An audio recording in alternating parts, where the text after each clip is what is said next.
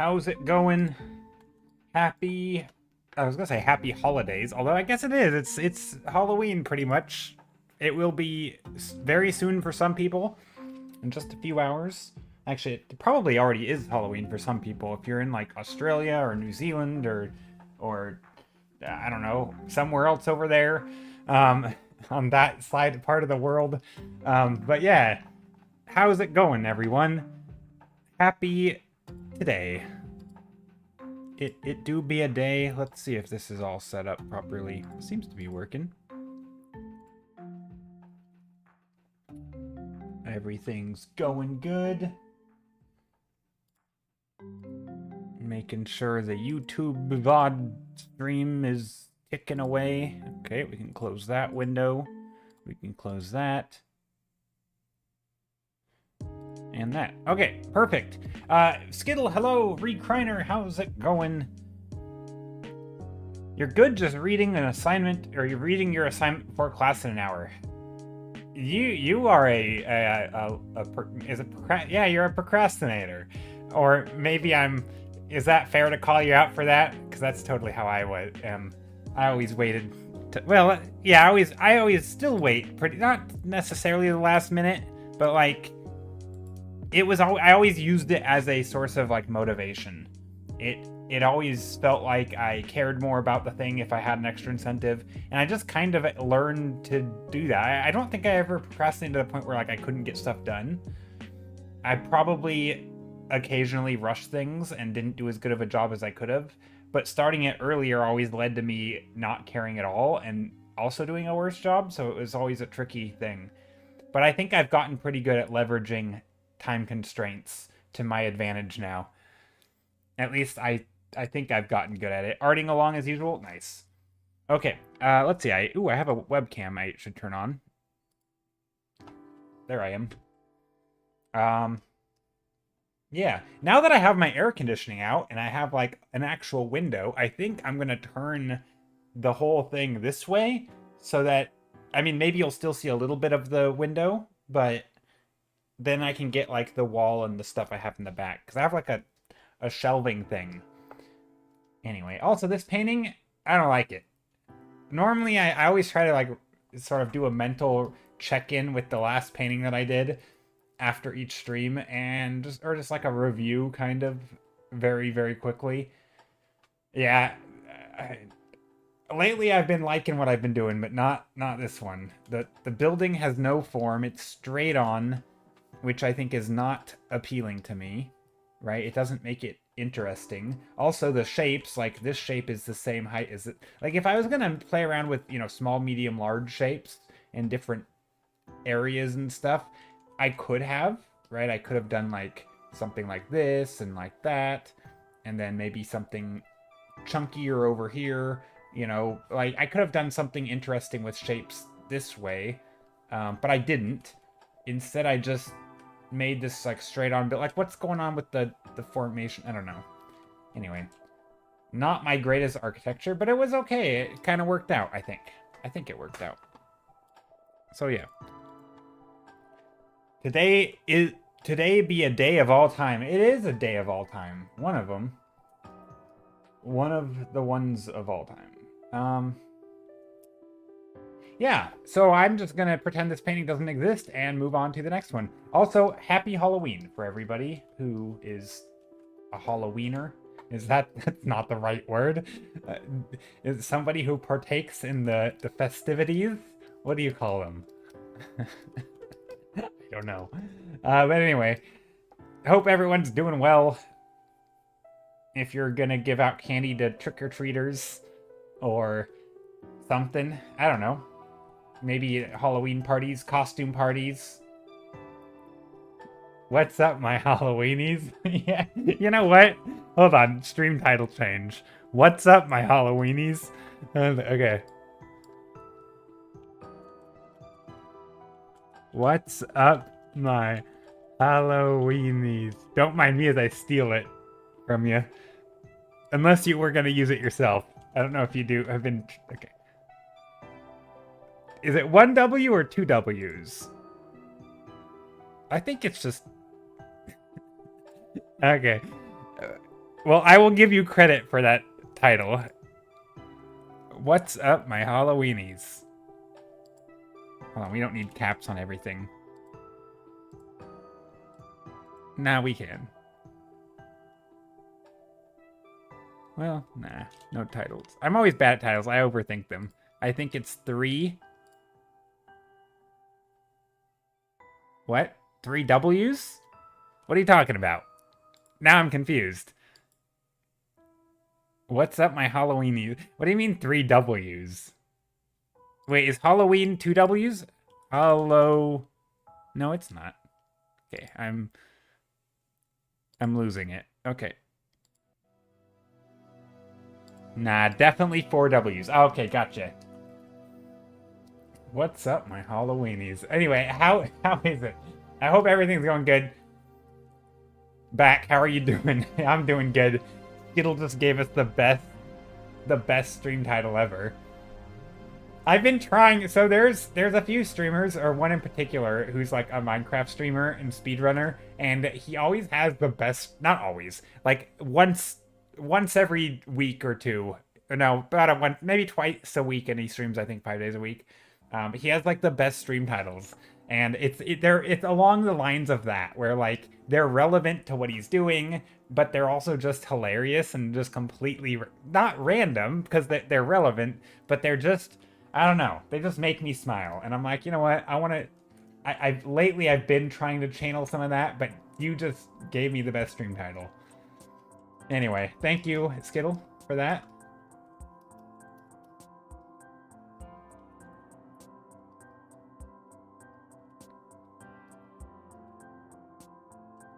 But yeah, I think maybe we'll do a Halloween painting today of some sort. I don't know. No reason we can't. Maybe a bit spooky. Spooky town. I'll just make my own title. Stiller stole my stream title for Halloween. Do it! Do it! That's amazing. I mean, it's not amazing that I stole it. You can have it back when you go live.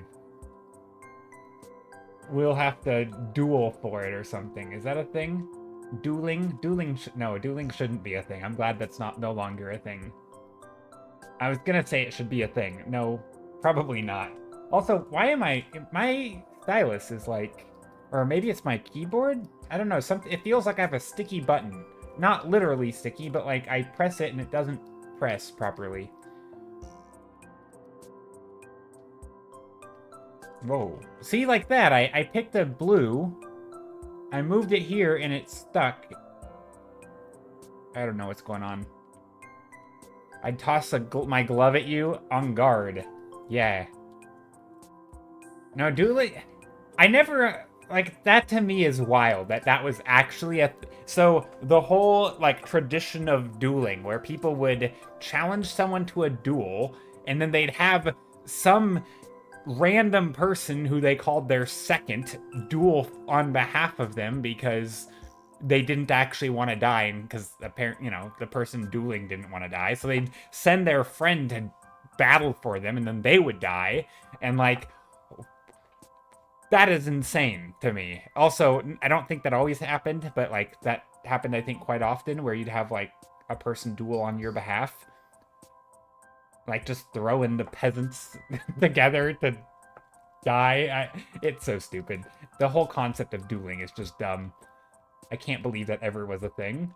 And there was like it was culturally accepted at one point. It's wild to me. Okay, I've got to like unplug and replug my tablet. I think my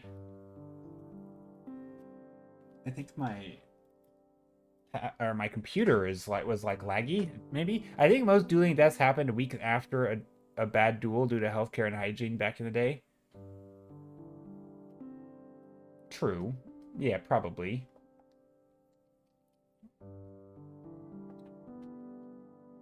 Just looking around. Where maybe I have another stylus. I think it might be a stylus issue. Anyway. I have a bunch of styluses floating around. I don't know where any of the other ones are. I have a black desk, though, so it's hard to see.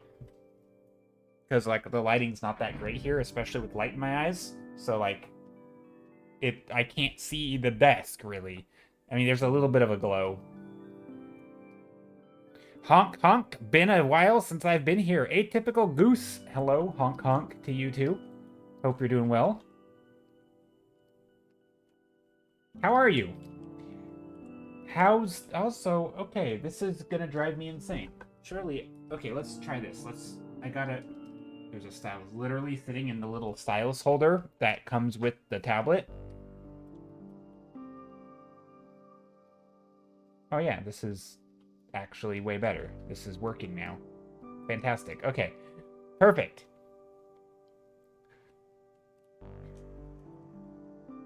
Yeah, you're doing great. Had a bunch of upgrades recently. How about you? I have not had a bunch of upgrades recently, but I am doing great. All right, let's paint something. Let's paint some stuff. Maybe there's a rooftop. Let's make a nice silhouette of a roof right here. We're gonna do like a witchy flying over a witchy scene with like a witch flying over the roof. Let's see. Is there anything new with me? Oh, I guess maybe the most upgrade that I have, which isn't really an upgrade, but it's like a brain upgrade. Learning things. There's a book I've been reading or trying to. I've been making my way through it. I almost said making my way downtown. I really wanted to. It's like a design theory book kind of for architecture. It's a little old-timey and outdated, but it has some interesting like things to think about kind of, and like it's sort of like a city planning book in a way. And I've been making my way through that, and it's kind of interesting to think about stuff.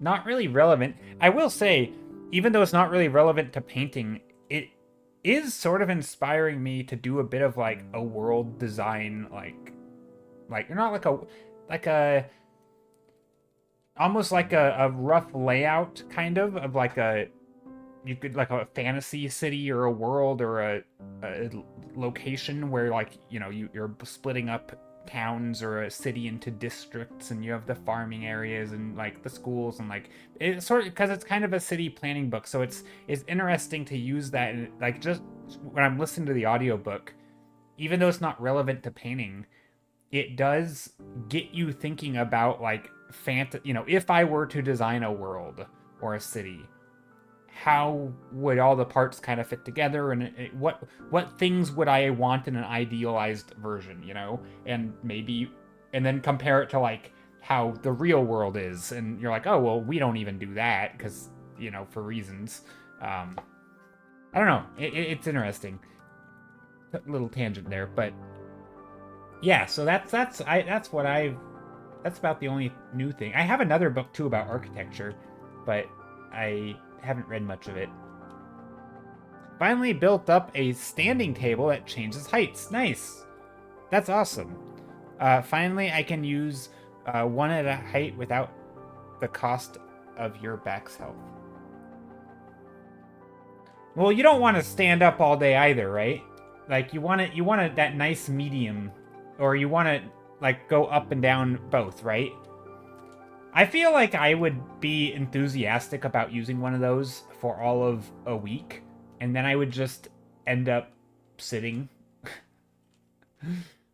I don't know, that's my hunch. I like the idea of a standing desk in theory, but I just think that I'm at my desk too long, and it would end up feeling like work to stand. And I mean, maybe I would use it occasionally. I don't know. Like, I know I would at first, because I'd be pumped up about it. Do you feel the same? Like, do you think that you'll still be using it regularly by going up and... Or is it only standing? It's standing that changes heights. Okay, it does change heights.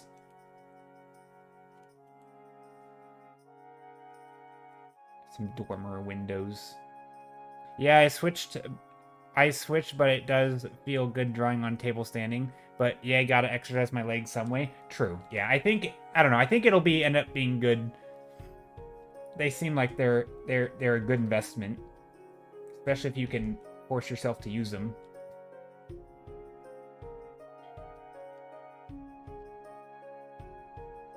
trying to think what I want to do with like a witch flying in the sky. Maybe we've got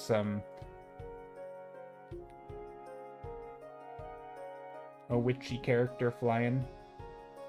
You've had your standing desk for almost 2 years, and I still use it standing a few times a week. Oh, nice, Skittle. I didn't know that. Yeah, that's cool. Do you ever stream with it standing or not?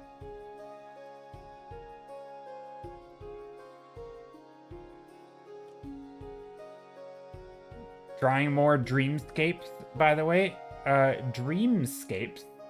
I wouldn't call them dreamscapes. I'd call them environments, landscapes.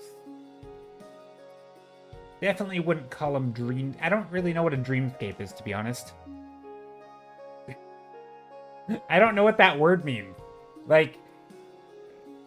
I always thought a dreamscape is like a thing from your dreams.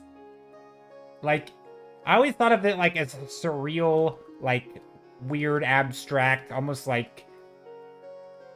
I don't know, what is a dreamscape? Like, just, I always thought like an acid trip or something. Dreamscape. Definition. A dreamlike scene or picture having surreal qualities. Okay, so surreal. The landscape within a dream. Okay. So, yeah. A little bit wonky. I don't know. Maybe? Maybe it's a dreamscape. I mean, right now it could pass as one. Also, for this... Yeah, this is good. This is working. Although this brush feels like it has weird opacity going on.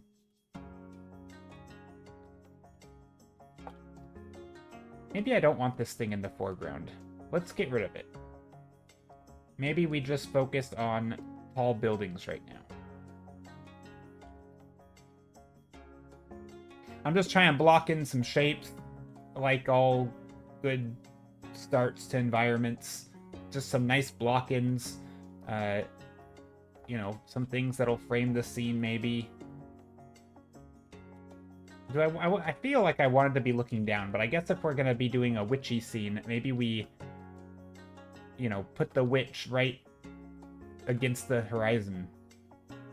No. Maybe they're passing between a building. Maybe like that.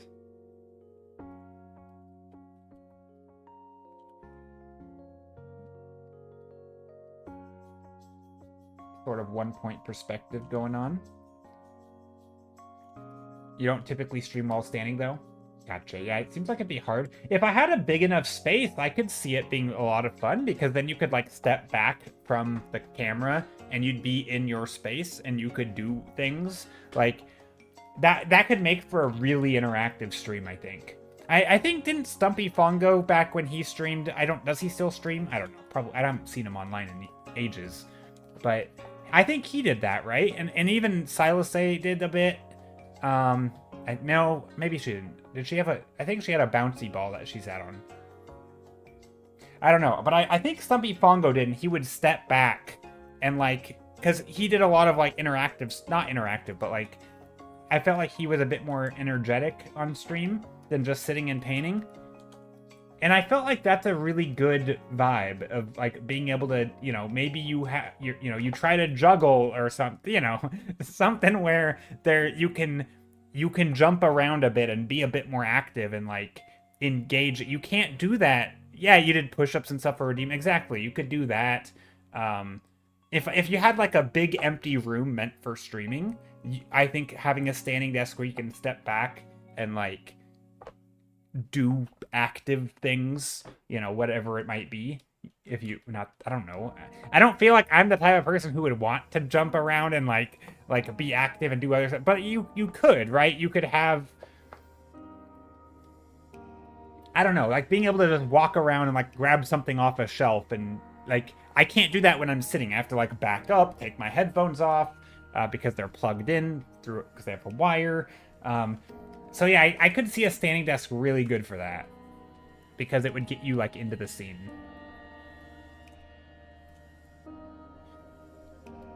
Anyway, maybe it would be nice to have a standing desk just to, but again, I don't know if I would keep using it.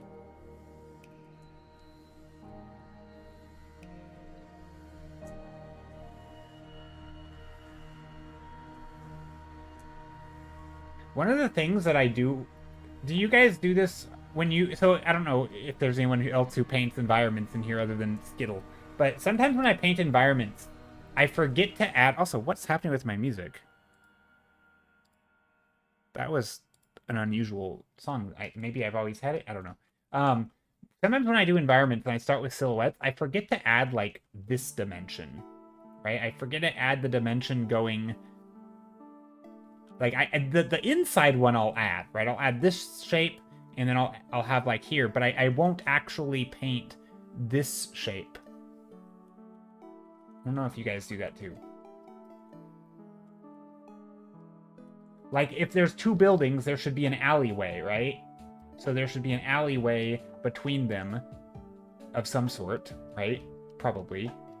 Or at least maybe some sort of gap. And it's that gap that I feel like can add so much depth to a painting, and I always forget to add it.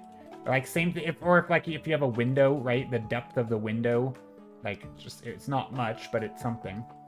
That can help.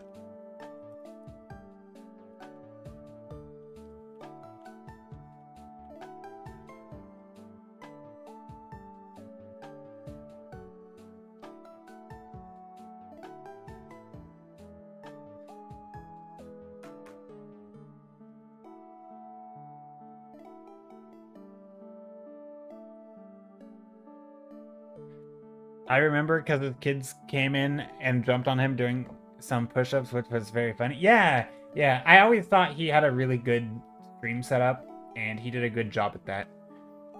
You know, it's funny how even, you know, I wasn't like super big in his stream or anything. I sort of would raid into him occasionally. I think he raided me a couple times.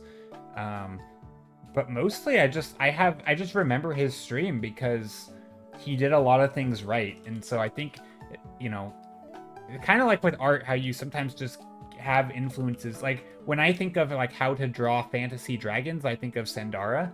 There are certain things about his stream setup that I just think of as like, those are good ways to do it.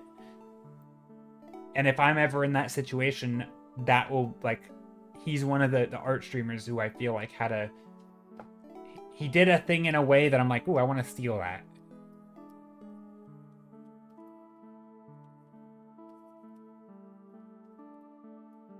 Of course, there's other aspects of streamers too, right? Sometimes it's how they communicate, the types of things they, you know, how they handle certain situations, whether it's like unruly chatters or whatever, you know.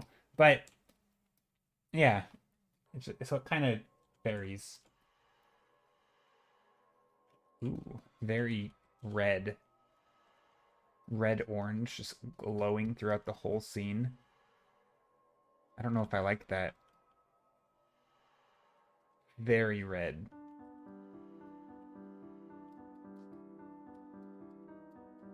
Ooh, hold on, that's kind of neat. We've got some red in here.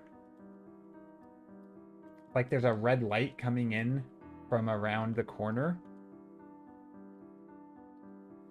Illuminating stuff. That's something.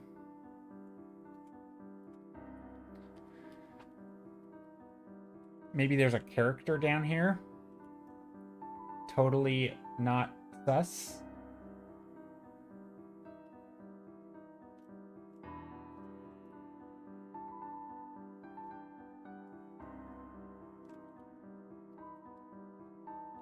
Just a normal looking dude. Also, I don't know what this is. Should this be a shadow?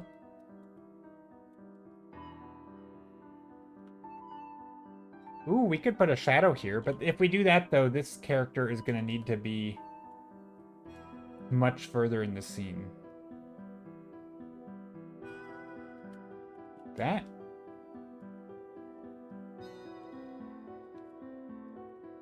We kind of did this a while back, right? Where you have, like, a...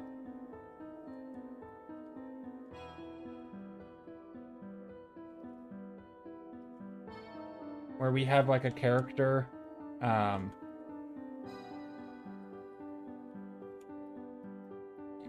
sort of casting a shadow. Hello, Frostern! How's it going? How are you? Hope you're doing well. Legend Weaver, thank you so much. Thank you so much for the sub. I should wait for the alert to play before I acknowledge it, but I saw it in my chat before I heard the sound. Thank you so much for the sub. I really appreciate it. 5 months. The resub. Thank you, thank you. iBiscuit, hello. How's it going? Hope you're doing well. Okay, I like this thumbnail. It's pretty chill. Chill thumbnail. It's kind of, I mean, you can't see the witch flying overhead, though. So that's not chill. Let's...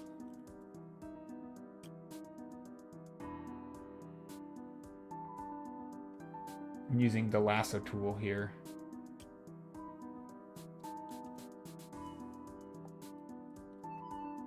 I don't know if I should be, but...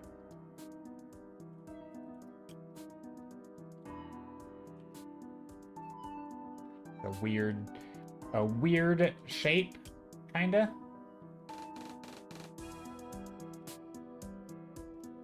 There. I don't know if I like that, but it's not a bad starting point, you know? Not a bad starting point for a sketch. It gives us some idea. Obviously, the framing kind of sucks. You know, maybe we'll raise things up. Alive but tired. Well, get some sleep. If you can. I don't know. Are you guys like me? When you're tired, do you just sleep like when you're tired? Or do you like, I have to stay up until it's bedtime so that I wake up at a proper time? And then you go to sleep at a reasonable hour, but then you can't sleep that night and so you're screwed again. Like, I've gotten in the habit, which I don't think is good for my sleep, because now my schedule gets all wacky. But basically, I'll just go to sleep when I am tired, and if I'm not tired, then I just won't go to sleep. And the schedule ends up being awful, but I still at least get sleep. So I don't know. It's probably not good. But yeah, no, not having a good sleep sucks. It is rough. Okay, I don't like the shapes here, but you know what? This is not bad for a color palette sketch. Okay, let's do some yellow, and that's not yellow. It's kind of a yellow-green, and a purple, or a light purple. Maybe this will be a forest scene. Maybe we'll do some creepy forest walking down a hill, like a dog or something, or multiples. How do you draw things down hills?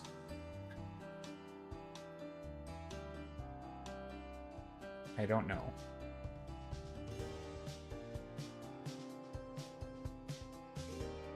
Same here, says iBiscuit.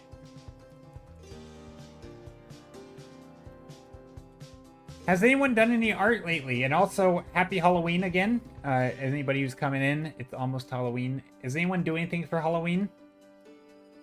Maybe that's why you're tired. Are you forcing yourself to stay up for like, trick-or-treaters? Maybe these are like hellhounds. That's what we're drawing. A Cerberus.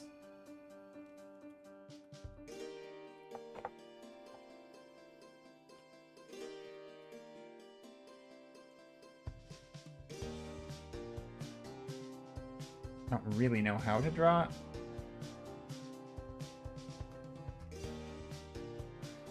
Dogs. I'm not much of an animal sketcher, or at least I haven't been in.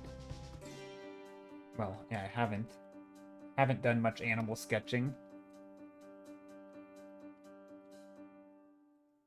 Halloween is tomorrow here? Well, it is tomorrow here, but I don't know what people's plans are, or what people's traditions are.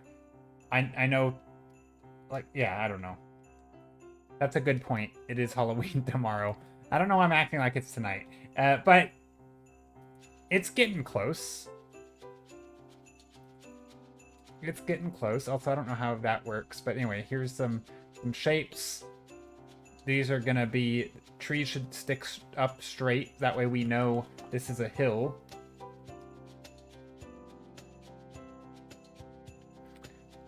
I've been painting a lot lately. Finished 4 oil paintings and 1 acrylic this week. Ooh, nice. You know what? I thought about it, but I didn't do it. I thought about going outside and painting, just taking like a tube of black paint and a tube of white paint. I have some water mixable oils, which they're not great, but I think the black and white paint's pretty good from them. And I thought about going outside and doing like a painting in like my plaza area in my downtown. I didn't do it, but I thought about it. Thought about doing some traditional painting. Traditional painting, I need to do that one of these days before it gets too cold. Finish 4 oil paintings. So that's a lot of painting. Do you want to share any of them? I'd love to see. Atypical Goose says, and yeah, I've been drawing quite actively recently. A lot of people have been doing a lot of sketching or drawing then. Tried out this combo where I sketch on paper first and the coloring, etc. on tablet. Many use that apparently, but how am I to know? Yeah, no, yeah, I think it is fairly common. I know it's quite common in professional work where people have made a habit of basically drawing wherever they are. So you might have someone who's like, you know, at a cafe and they'll be sketching and doodling, maybe thumbnailing, and then once they find a sketch they like, they'll just put it on their computer and then they'll do their professional work or their detailing and painting on their computer. So that's somewhat common, I think. I don't know how common it is, but that is a thing that some people do. Chrissy Carson, how's it going? Luna Luan, how are you?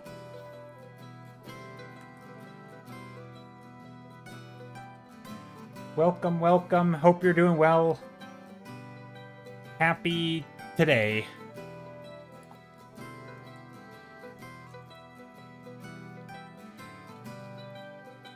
Five, not 4. That's a lot. You sketch everywhere. I feel like something's missing without your pocket sketchbook. Oh man, I do not sketch in public. I should do more public sketching. Like, just if I'm walking down the street and I'm like, you know what? The mood hits me. I want to sketch, bust open my... Because I carry a backpack everywhere, so I should have a sketchbook in there. You know, bust out my sketchbook, sit down, or stand, do a little sketch. I should do more of that. How are you, Joe? I'm doing very well. Today's been nice. My sleep schedule, like I said, was kind of wacky, but I think overall I'm good. I'm good. Got my tea, which I haven't drinking any of, so I should probably do that.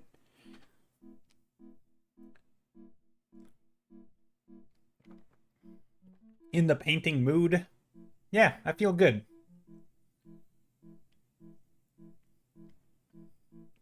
A typical goose says, I randomly start sketching people in class. I do have a funny story, if I may share. Absolutely. Yeah, no, I imagine if it's about that, I imagine there would be a lot of funny stories about sketching people. I'm too awkward. I don't like conflict. And I think even just someone looking at me accusingly is too much conflict for me. I don't know if I could bring myself to sketch people in public. Like I live in kind of like a small town, and it's not like there's a crowd to where like everybody's just kind of doing their own thing. I would be literally the only person doing anything other than walking from one place to another, right? Like people don't just hang out and look around at other people. Like that's not a thing, right? There's no street performers. There's no, you know, people just chatting, standing still. It's like if you're not there to move from one location to the next and shopping or something, you have no business being there. And if I were to stop what I'm doing and draw or write or just stare at someone or at something, that would draw attention to myself. And it's just like a scary, uncomfortable awkwardness that I don't know. I'm sure I could pull it off, but I'm so much more comfortable drawing environments. If I'm just gonna stand still sketching or writing, because again, I say writing because other people wouldn't know what I'm doing.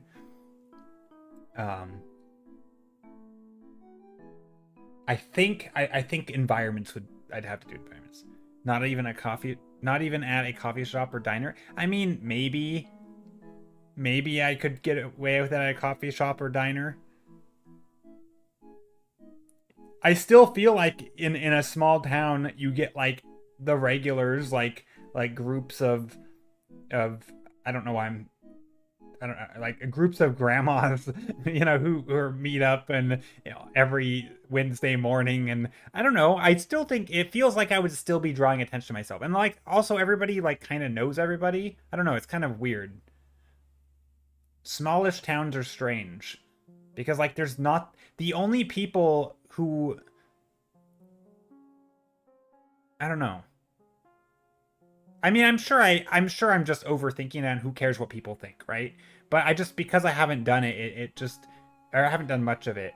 It is always just this awkward feeling of like everybody's going about your day and you're like the one person who seems to be doing a different thing, and then now someone looks at you and you're staring at them because you're drawing people. That's weird. Anyway, you have an art backpack, says Chrissy Carson, that I take with me when I want to sketch out and about. And I do have sketchbooks in different bags, but sometimes it just feels like homework and I don't want to sketch. I just want to chill. Yeah, that's typically how I am. I just like observing. I think to me it feels one less intrusive, but also I don't know. I mean, I think there's a little bit of me trying to convince myself that I don't need to sketch as much, but I don't. I should. I think I should sketch more. But yeah, I think me sketching stuff would be better. It'd be a better supplement to just observing. But yeah.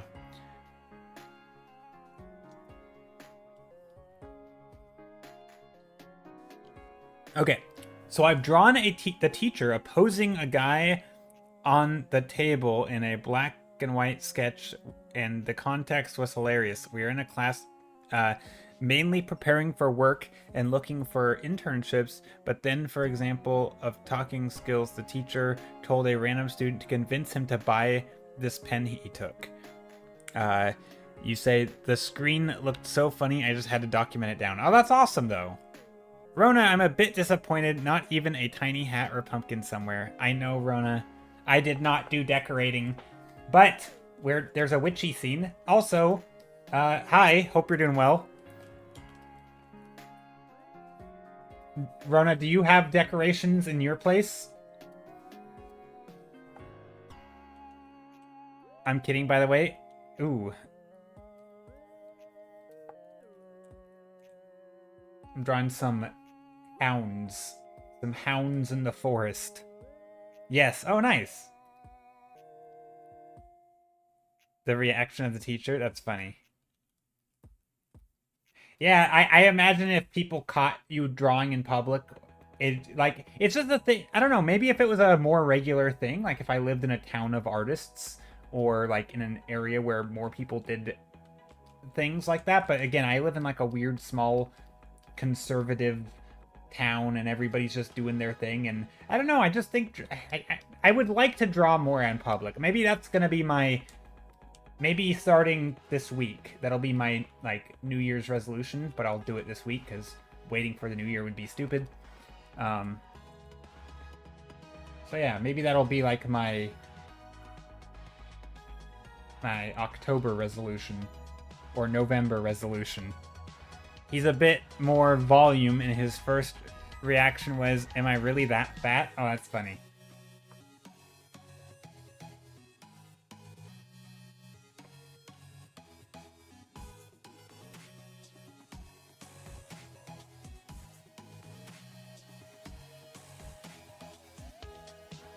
Ooh, you know what? I feel like if we're gonna do a night scene or a scene with like light coming in, we need like a blue. We need a blue sky. Like the blue light shining through the forest, maybe. The cool shadows.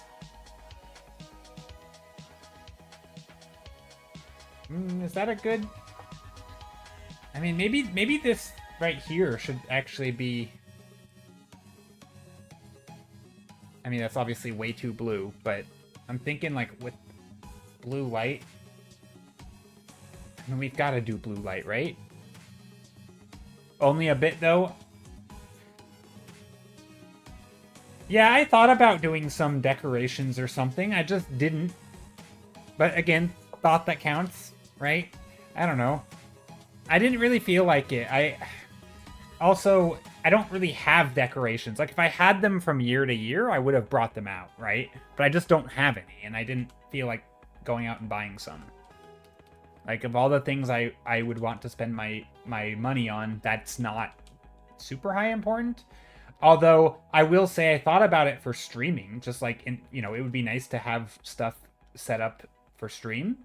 But, like, for myself, in my own place, I just don't... It's not a top priority. Other things are more important, in my opinion. I'm trying to decide if I dress up tomorrow or not. Do it. Why not? I say that as someone who is not dressing up tomorrow. Although, let's see, tomorrow night is going to be Friday night, right? And so, no, I will be working. So, I will be asleep in the evening.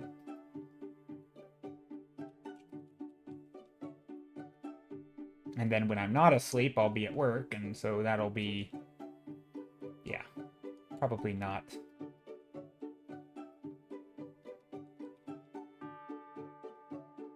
Okay, there's my... Is that a... That looks like a dog, kinda. I don't know. I don't really know what dogs look like. I need a reference.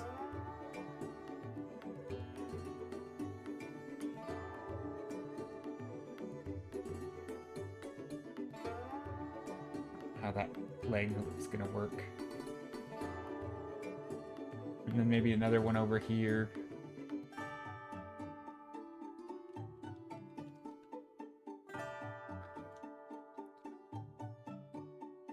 Dressing up means getting up earlier to get dressed up? True. True, true, true. You actually have to be like... Yeah, you have to plan for it a little bit.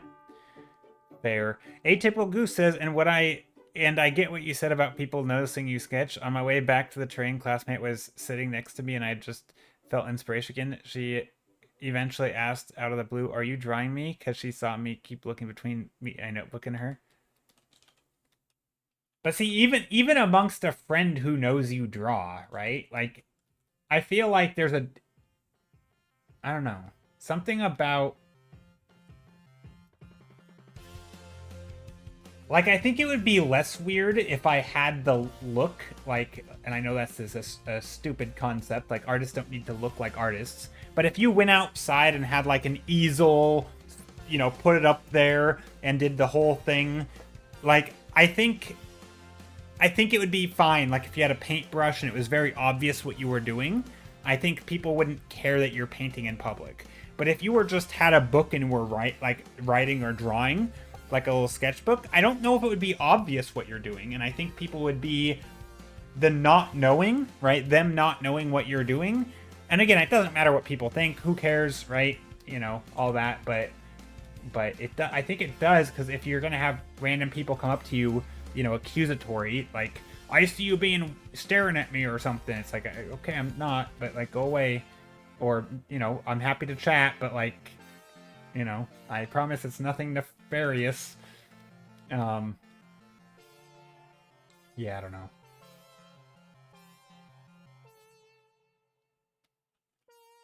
Anyway, here's a sketch. Wolves in the night.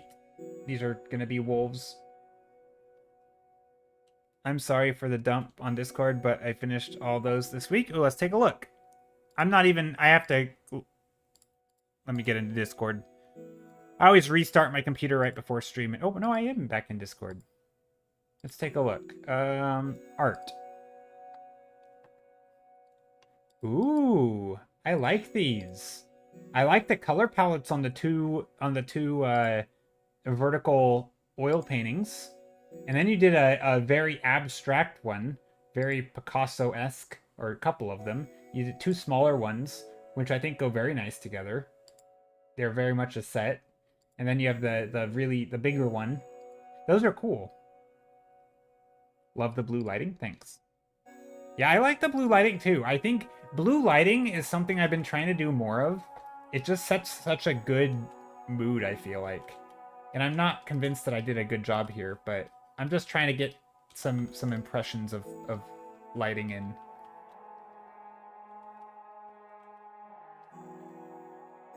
You know, it doesn't have to be perfect.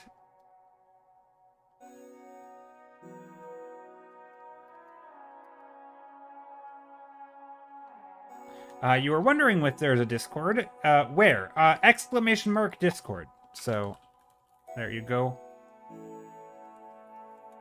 There's a command for... I don't like it public completely, because then people... I don't know. I just feel like you're more likely to get more bots.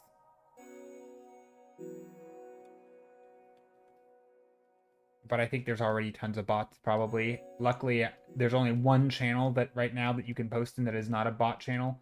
And I only opened it up last week, and we've already had a random bot spam. But that's why you have to unlock the channels by clicking on a little emoji. So you'll have to make your way to the welcome channel and then click it. Otherwise, I think we would have more spam than we do. I know there's other ways. There's more sophisticated ways of doing it nowadays, but I have not looked into all the fancy ways of managing a Discord server. I know, like, I think when I joined Casey Snow's channel, there was like a pop-up right when you join, and it's like, select the things you're interested in, and then it would have all the things, and depending on what you select, it would sort of unlock the channels relevant. Which I thought was neat. Like, that's way more sophisticated than what my channel is. But, you know, we get by. We make do with what we have. I should probably find a way to although I did just recently update how I have my Discord set up. We now have a subscriber. I made there's nothing special if you're a subscriber, but you do get your name in a color if you link your account, so that's something. I don't know, you get a color, you get a purple name. Although we can change the color if we have a better color in mind. But I needed something to differentiate it from the the normies. So that's a perk, I guess. I don't know. Is it really a perk? I guess it is if you do things like streaming yourself, because you appear higher up on the list. So, like, yeah, I don't know. That's something.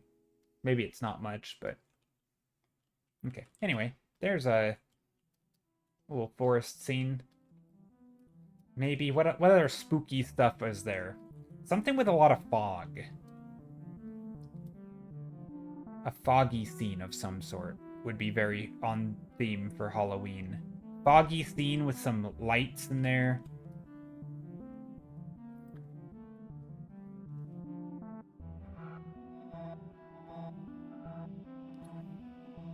Chrissy Carson said, if you're a guy, you should probably make sure it looks like you're actually sketching for sure.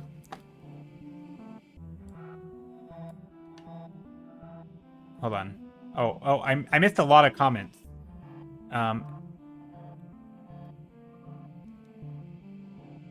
Wait, unless I do a fake mustache.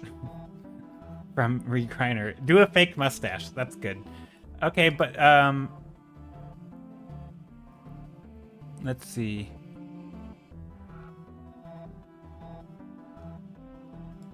The pear has a bit more harmonic palette. Oh, you mean the red and the blue? Yeah, they do. They have like very monochrome, so they kind of go together. That's the issue when the seats are so narrow. I have to cower down and stand, so I don't stand on in people's way. Height is terrible in public transport. If you sketch vigorously with the sketchbook in your lap, it can look a bit sus too. A misty bog, maybe? Yeah, maybe a misty bog. That's a good idea. Misty bogs are nice. Some green lighting. Okay. Yeah, we can do that. Let's make some mist. Just a nice gradient. What are bogs? Bogs are... I always get confused between a bog, a swamp, a bayou, a bog. What is a bog? Bog doesn't have trees, right? Bogs are... is a wetland that's accumulated peat in a Debris of dead plant materials, often mosses.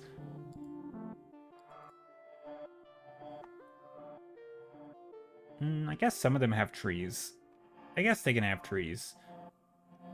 But I see a lot of... Let's not do trees, though. Let's do... I mean, maybe we'll have some trees in the background. But what if we do, like, little bushels? I wanted to say the word bushel. I don't know what a bushel is. Little patches here, maybe some back here. Little smaller ones back here.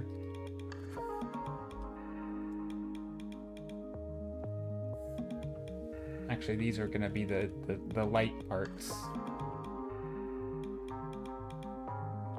Maybe some stuff sticking up.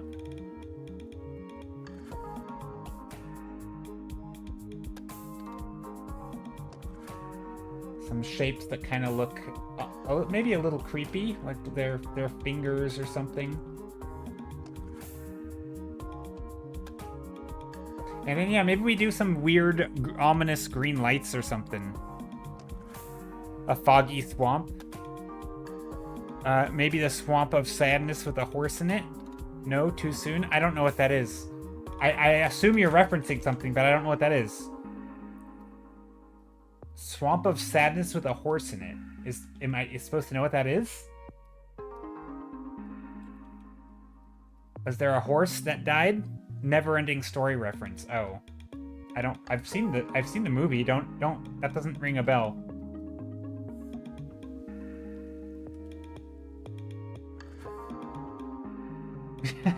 I'm so bad at this. Like, that movie was kind of, I don't know, it kind of came and went for me. It was good, but Atrax or something, forgot their name.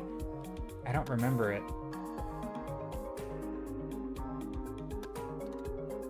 Huh.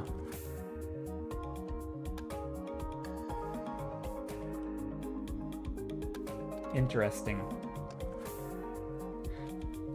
Let's add some green yellows. Some yellow greens. Weird to say that the colored words reversed. Also, the music's kind of loud, isn't it? Is it loud for you guys? Or just me?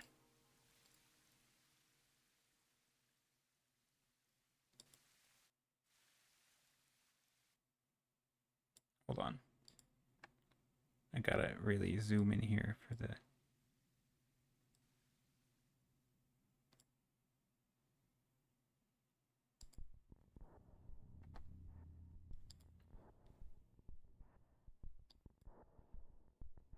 Okay. Hopefully that'll be better once the next song starts. Music is alright? Okay. Well, I might have made it quieter. Right now it's probably non-existent because it's just ambient noise, but yeah. Okay. Let's take some of this and add like a little bit of color in here. So instead of just having this dark color, we kind of put like a peaty type of peat moss or like a dead, a little bit of like a brownish yellowing color in here. Maybe some oranges. Dark browns. And then we can have that green, kind of green-orange color. A little makeshift cottage in there? Maybe.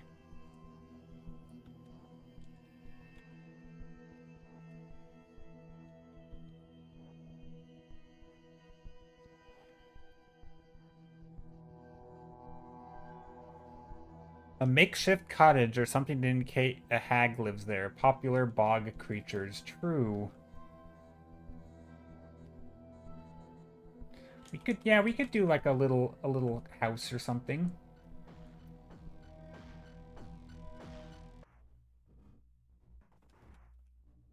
Yeah, let's do it. Let's right here.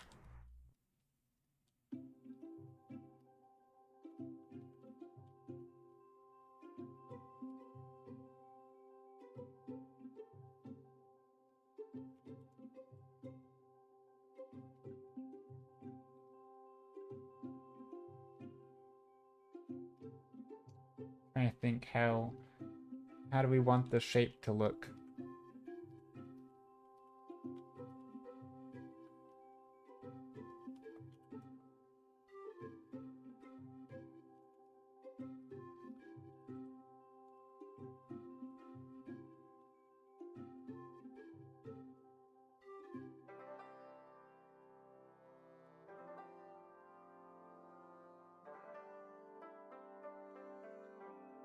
I love the idea of mysterious glowing green gas coming from the water, perhaps. Yeah, there's a little bit of that. Not much, but a little.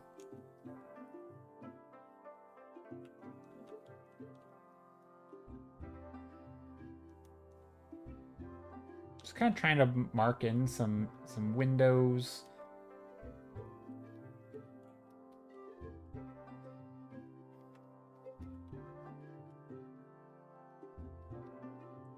It should be very subtle though, because there's not a lot of direct light. Although some of that green can maybe be coming from the house itself. Is it possible to wake up your cottage sinking into the bog?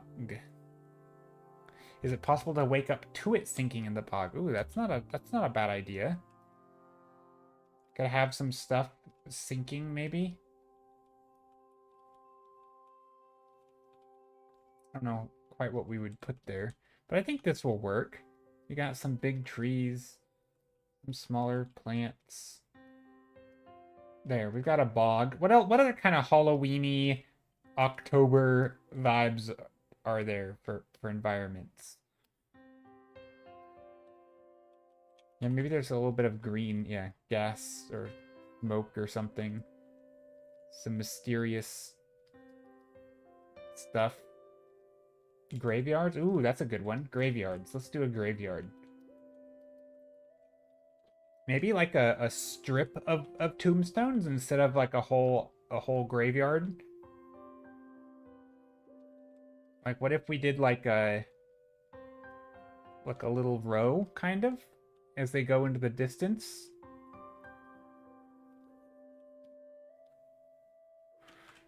Green ghosts. True. True. We could have ghosts. We could do like a... I'm trying to think how I want to do this. Abandoned, dilapidated houses. Okay, hold on. Let me write these down. Abandoned houses.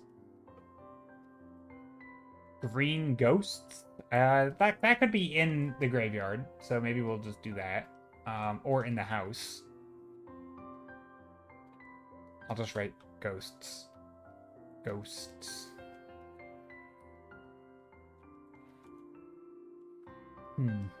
Let's see. How do I want to do this? We could do like a row of tombstones. The reason I'm thinking a row of tombstones is because it'd be kind of neat to do like a...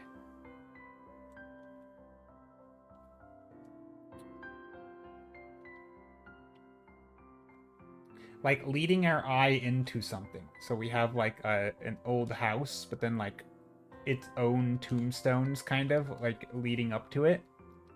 Does that make sense? Anyway, gotta go. Friend calling. All right, Atypical Goose. Thanks for popping in. Have a nice art stream and as usual, honk honk. Thanks for being here. Honk honk to you too. Enjoy the call with the friend.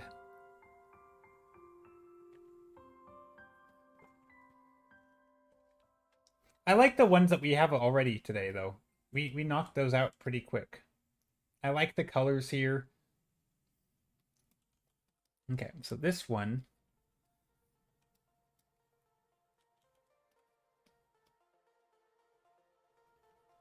So I'm thinking we have a big shape in the back, which will be like an old house.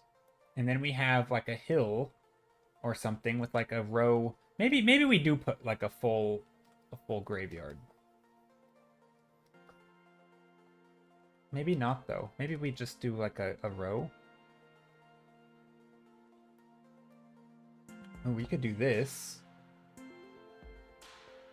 Where we have, like, again, maybe we do the blue lighting. I don't know if that's gonna... Maybe like a purple.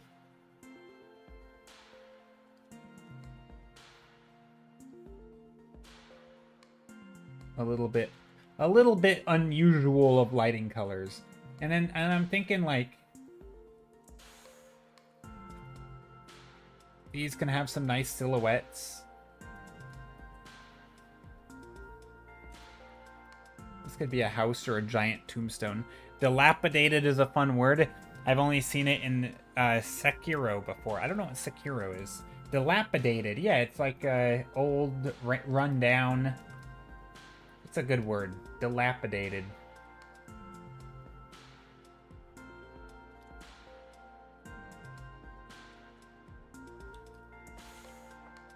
Now, I don't know what I'm drawing here. I was going to do a house, but this doesn't look like a house at all.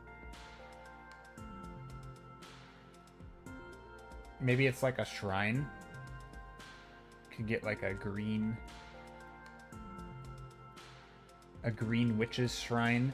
Maybe there's some text scrawling.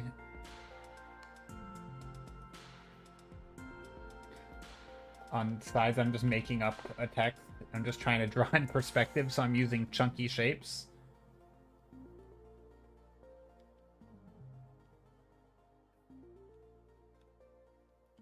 And then here we can go like this on the sides.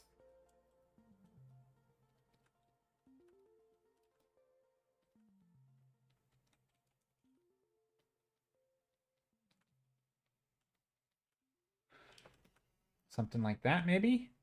Get some shapey stuff going on. And then here we can start putting the little tombstones. Or gravestones.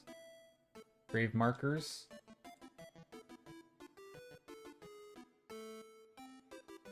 Something like that, maybe. It's not too bad. Now, the gravestones don't really give a good impression. Like, they don't have a good composition. And I want to, like, draw a path with them, kind of. You know, I don't always need a path in every painting, but it is nice when you have the markers themselves kind of leading the eye. It's a Souls-like game set in about 15th century Japan. Oh, interesting.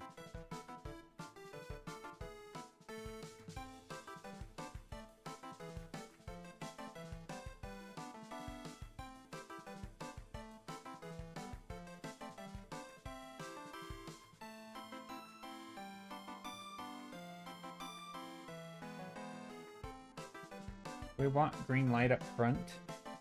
No. Maybe another tall. I feel like graveyards oftentimes have like random tall tombstones, you know? Like not all of them are tall, but it will have a few that are just larger than normal. That like, you know, of prominent people who died, who were maybe had very rich families who decided to fork out a fortune for a tombstone. And then all the rest are like small generic ones of like all the, you know, not the, I was going to say of all the nobodies who died, but that's not true. But in their, you know, in the mind of like the people whose tombstones I feel like are not large and prominent, you know?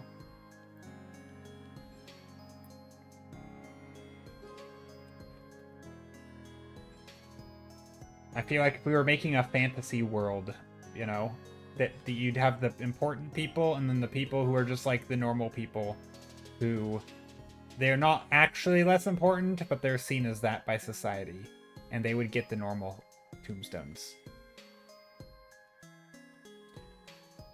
Anyway, I like this. Now I'm gonna take, so here's a color hack. It's not really a color hack, but so sometimes when you have colors like this, where I just kind of made like a gradient, a color like this might look green, but when you look at the color, it's actually blue.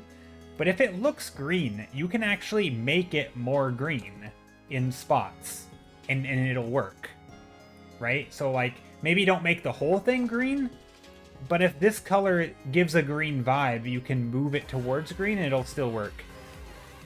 Siniska, how's it going? Thank you so much for the sub. Thank you so much, Siniska, for the sub. 7 months. Thank you, thank you. Hope you're doing well today. How are you? Thanks for being here. Hope your day is going wonderfully. Gothic Castle in the Forest could be another scene. Ooh, that's a good suggestion. What are some other Halloween-y environments? I don't know if I'll get to all of them. Gothic Castle.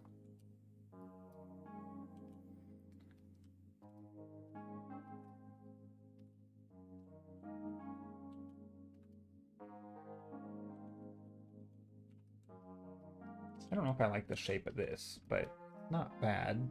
Maybe something like that. But yeah, this color hack is what I'm calling it. It's just like a thing where sometimes you get like the colors will make you feel a color, or it'll give the illusion of there's a certain color in the scene. And that's basically, to me, that's like an indicator that you're allowed to put that color in the scene and you'll be okay.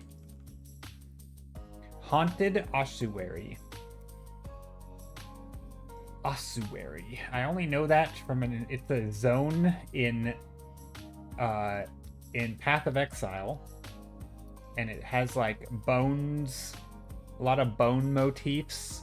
So I assume it's a place where bones are kept, or like the remains of people. I don't actually know what an ossuary is though, but I'm going to go on a limb and say it has to relate to a place where like underneath the like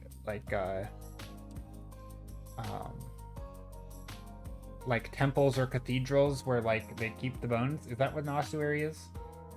Maybe not. It might not be. I'll have to Google it before I paint it, because I might have a very limited view on what it is. So beautiful paintings, thank you. We're trying to do some Halloween-y paintings today. It's a memorial with skeletal remains. Sam, you only know ossuary from some game zones? That's funny. Yeah. Okay, also, what if we add in an overlay here with some purple? There's some bone churches. See, that gives me the vibe of an ossuary. I always do wonder, though, like, you know, it's Hype Train started. Ooh, a Hype Train. Wait, did I miss something?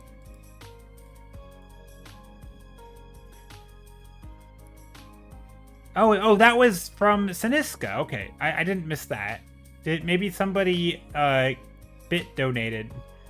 No, I guess just a couple subs. That's all it took. Well, thank you for the Hype Trains. I very much appreciate the support. But yeah, Skittle, it's funny how that works, right? When there's a game and you have like a zone in it, and you know it as like, oh, this is what an ossuary is. The problem with that is like, that is so designed by the developers that like maybe they had a certain take on it that is so different than what the real thing is. So it's always hard. Like, I think I have a hunch of what a lot of different things are, but I could be so wrong because it's such a limited knowledge, you know? There's so much artistic liberties taken in that type of thing. I think it's one of the random Twitch ghost trains. It might be. Very spooky. Very on brand for the Halloween season.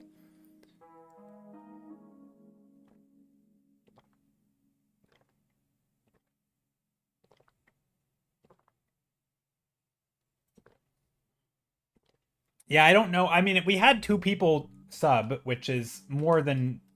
That's about 2 more than normal. So it very well could be because of that. But yeah, thank you guys for the subs.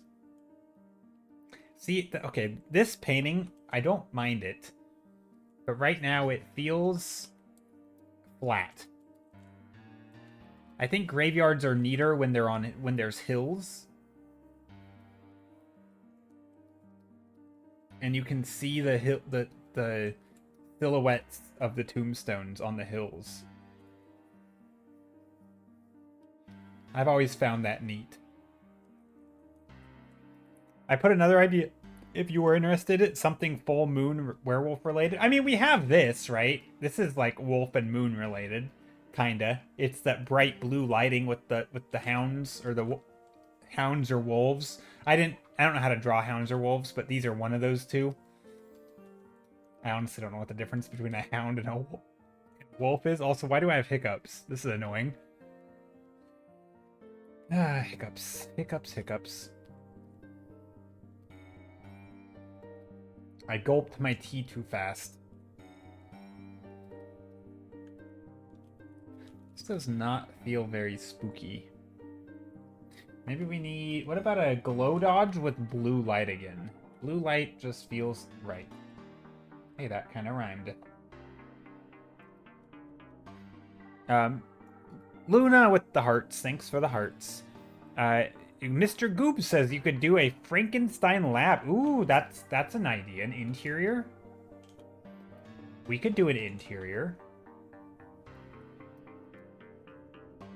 This feels something. I mean, that's kind of cool. It doesn't. I don't know if this feels. This feels more. Okay, this is more like spiritual, right? With these glowy lights. This feels spiritual.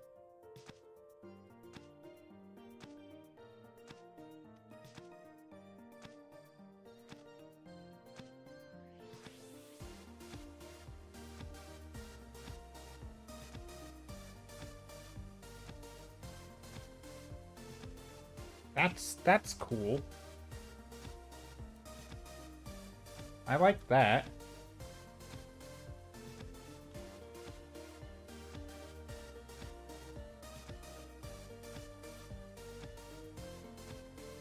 Kind of jungle vibes, but also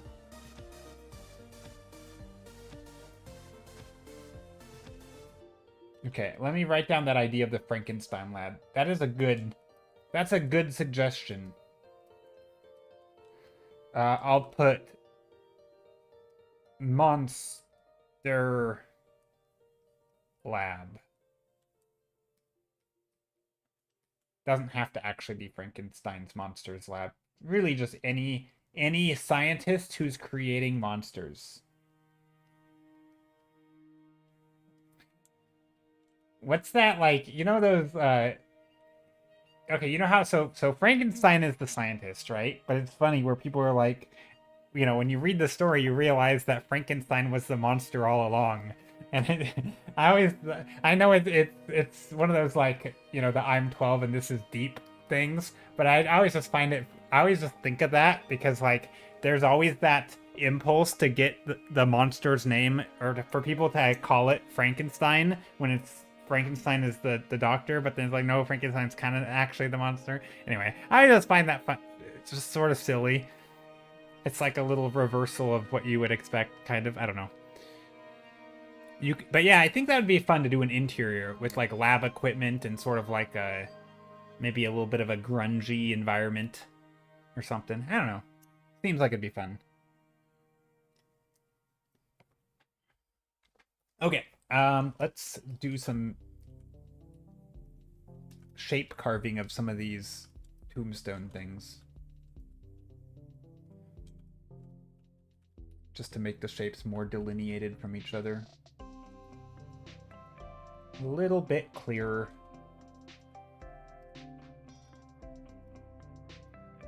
But I do like these colors. These colors are nice. All these little subtleties in here. Almost feels a little bit northern lighty, which is not normally my favorite vibe, but I think in this case, it's like in the jungle or in a forest, and it does feel a little better.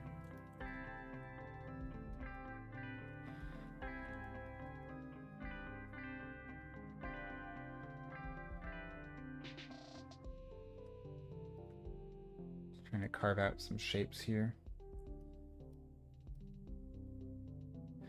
Frankenstein Chronicles was kind of an interesting series. I haven't read it. I don't even know if I've read the OG Frankenstein. Spoopy season art. Yeah, Allie Briggs, how's it going?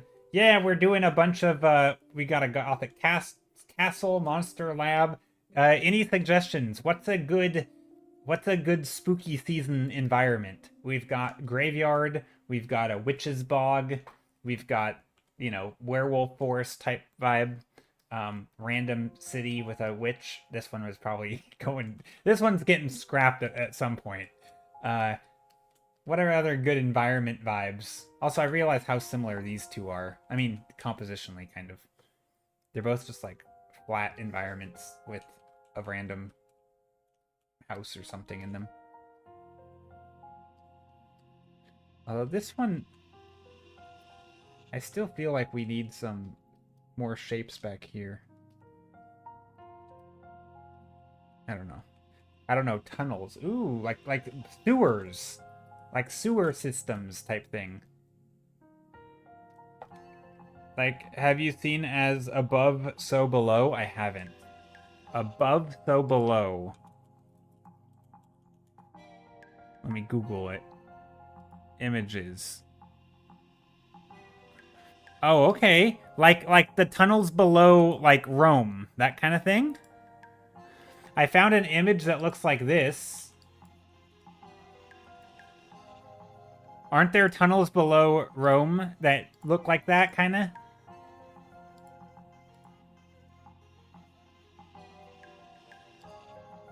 Catacombs. Yeah, that's the word. Catacombs. Okay, we could do that. Catacombs. Lots of old cities? Yeah. Okay. Catacombs. Cat... we need to put cats in the catacombs. Catacombs with an S. Also, I realize that these are backwards. Hold on, let me flip this around first.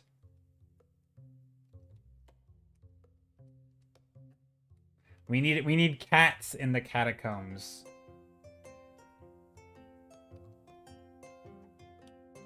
Catacomb cat cult.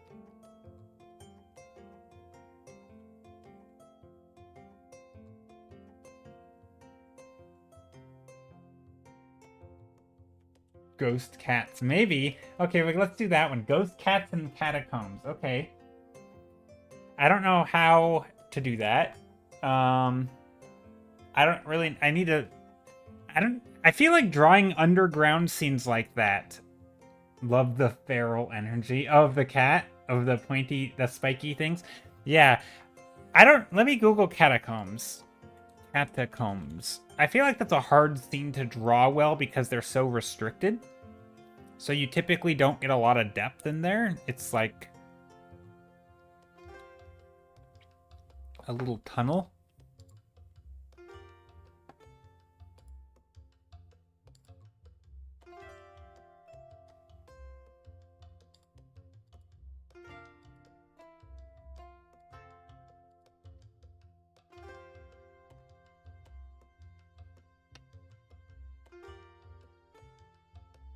Man, some catacombs are crazy. Also, isn't it true that under some of those bigger cities, there's like so many hundreds or thousands of miles of catacombs that like they don't even have them all mapped? Is that true? Like, that's crazy to me that like there's literally unexplored, like, I don't know if that is true, but I would imagine, like, how would you not know at this point in time? Like, don't we have like tech of like, I mean, I guess you need signal, and so maybe there's, if you can't, like, I don't get it though. That's wild to me. You basically have unexplored catacombs. It's horrifying, like missing 411 caves. I don't know what that is. Now I gotta Google. I feel like there's a whole rabbit hole here. Oh, cases. Did I misread that? Caves or cases?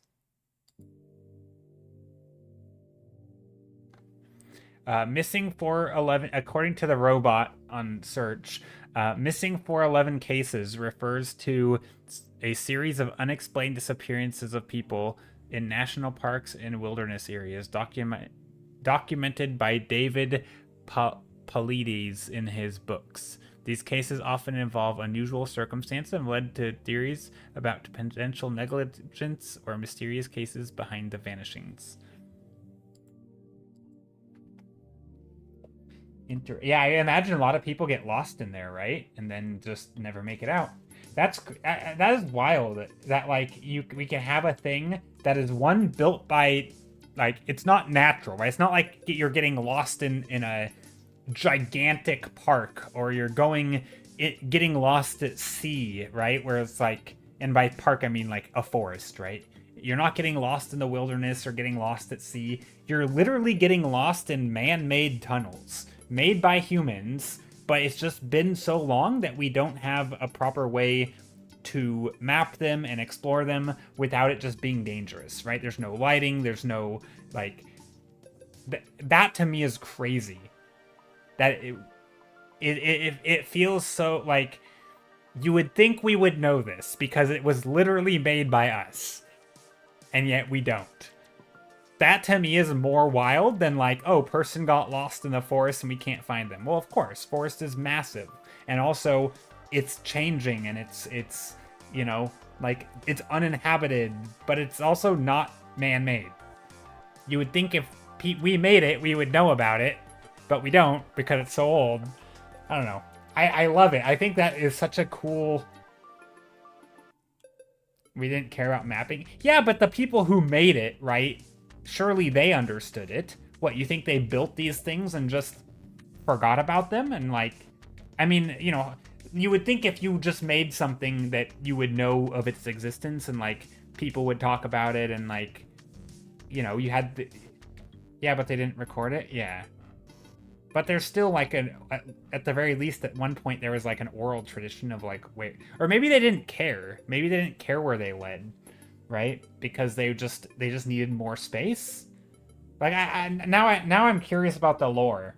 Like, were they leading somewhere? Are there rooms that are like full of stuff, or is it all just the same and they just needed more room? Anyway, I think it's quite interesting. Okay, let's do an abandoned... No, okay, we gotta do the catacombs, right? I don't really know how to draw catacombs. Like, not that I know how to draw any of the other stuff I draw, but one of the tricky parts... Actually, let's do the labs first. Let's do an interior. One of the tricky parts about drawing tunnels is that they're oftentimes very dark, without light. You also can't see around the corners of tunnels. You also can't get a good, like, top-down view because you're inside. You can't get a good below view because you're inside. And, like, there's no... It's so restricted. And it's really hard to do that and make it look good. Actually, no, let's maybe do... Actually, let's try. Let's try the tunnels. Let's try the tunnels. Catacombs. Okay. Crazy Carson says, record keeping is a tricky thing and doesn't carry the same record in some cultures as it does to others. True. True.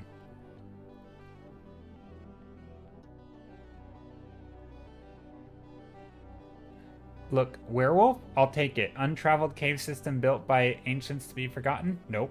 Yeah, exactly, Ali.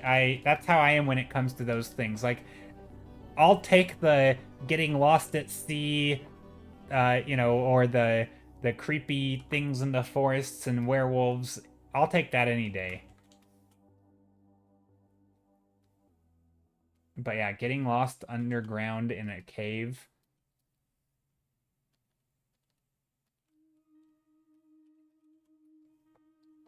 There's probably been some pretty good attempts though I don't know. Now I've got to Google. I gotta look into that. At least a Google search into like the mapping of the catacombs. Like, surely that's a thing a lot of people have started doing, right? Okay, this one let's go warm for this. We're gonna want to go warm. I wonder if the tunnels open up to larger areas, right? Or like, are there entire rooms? And like I know that catacombs probably weren't used for like secret things, But can you imagine though, like people living down there? Obviously not anymore, but like, you know, at some point, like underground gardens and places where people, you know, made their little homes because maybe they were, you know, like when you're just making giant chambers underground, like, I don't know, what if you had, I don't, it just is so interesting, right? Like what if my brain goes to like, you know, lost treasures and stuff? Like, what if there were, you know, just, it just seems like there's so much potential for things down there. The bigger rooms have boss fights in them. Yeah, exactly. They have boss fights and treasure waiting. You know, you slay the boss and you just lots of loot. Yeah, scary music. Exactly. Okay, let's do a reverse value structure. So normally I do something like a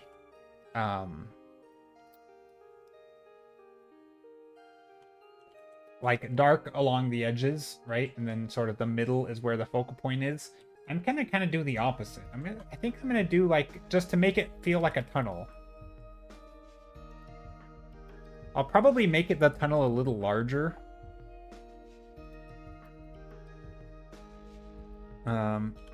Or do like opening up into an area with light.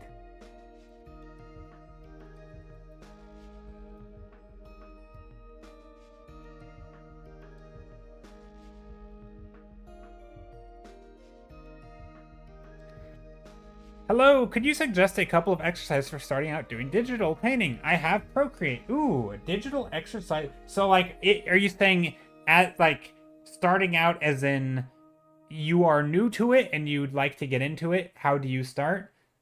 Or are you saying like an exercise to like warm up, you know, starting the beginning of your day? So like, because I don't really do like starting exercises like to warm up, but if you mean just like for a beginner, I think for me, I don't even, this isn't really, sorry, it just goes on a tangent here, but this is, I think for me, the big thing, so like, yes, yeah, I think there's one of the things that I think painting in particular, like the difference between painting and drawing, like there's a lot of people like starting out with line art and coloring it in, but I think one of the things digital is really good at is like painting. And I think a big difference between painting and drawing, right, is sort of thinking in term, you know, drawing is oftentimes you're thinking in lines, you're thinking of, you know, I guess you do think of like form with line and silhouette, but painting is particularly good with thinking of big volumes, right, or big shapes of value, right? So you have like, you know, here, let me do something real quick.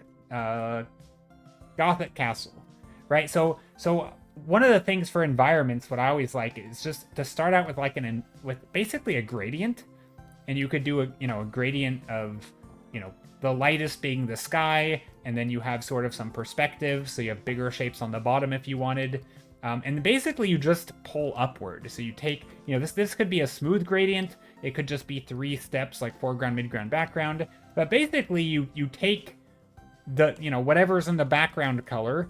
If you have a light color back here, you grab that color and you pull up. It could be trees, it could be a house, they could be rocks, whatever, you know.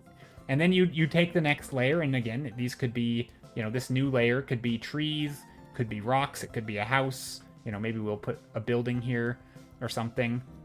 And you can kind of just, each layer you sort of bring it upward. And this is a really easy way to start environments. You're basically just using values, and each layer is its own value. And it's a really nice way to start. Obviously, if you want to add in lighting and all that stuff later, you can. But this way you're focused more on the shapes. You know, if you want to make a building, you know, you can sort of carve out the shape. You know, pick the background color. Hold on, it's saving. You know, and you could like, you know, if you wanted a hole in this building for some negative space, you could, you know, just punch a hole in it by taking that background color. And over here, if you had like a shape passing through, right, you would take the background color here and you could put the hole here. And it's going to give you the illusion of like of shapes, of structures, or of whatever you want to paint, right? It could be, and of course you can bring these things down, right? You can bring these shapes up. You can make these shapes go more in the background. You can make more foreground shapes, and you can section things off. This could be like a jungle scene. So this is a really simple way to start. You're just focusing on values, black and white, shapes, overlapping. I think that's a really good exercise. It's sort of a compositional exercise, playing around with some shape design, but also just trying to make a focal point, in your painting.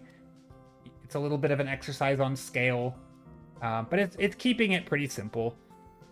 And then I think from there, this is going to get, kind of advanced quickly. But like then you just start adding lighting if you want. Maybe you don't want it lighting. This is like a foggy forest, right?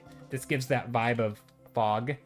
And you could add some ambient light in here too. So for example, if these are rocks, you could add very, very, you don't want to be adding light like this everywhere. That's going to get a little overkill. But you could take like that next layer back and just lightly paint. Very light, right? You don't want to go heavy-handed. You don't want to be putting light in like that, but just very, very lightly add some value variation. Where there's some bounce light, maybe it's a material difference. If this were like a real rock, you'd have some light bouncing in. Maybe there's some dark, cracks that are a little darker than other places. Same back here, right? These things, you get a little bit of light bouncing around. And so obviously you're not just going to keep it the same value that it is, but you will eventually color that. Or you could also decide that, maybe you want some light coming in here. And you could do this. I like to do a lot of like 2 birds, 1 stone kind of things. So a lot of times when I'm painting stuff like this, I will just go straight to color. I mean, typically I'll start in color. But maybe you'll add in some light coming in here. And you could do this with like just a white or something. Or with the color. Maybe you want like a sunset coming in from the distance or something. Sometimes you can add color and light all at once.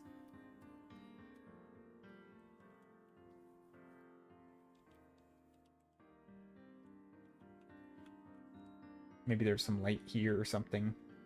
And maybe you do some overlay and get some warm and cool in there. So you want some, this is some blues. And it doesn't take much, in my opinion, to really start to be able to get a scene to look nice. But I think just that initial black and white is a really good exercise.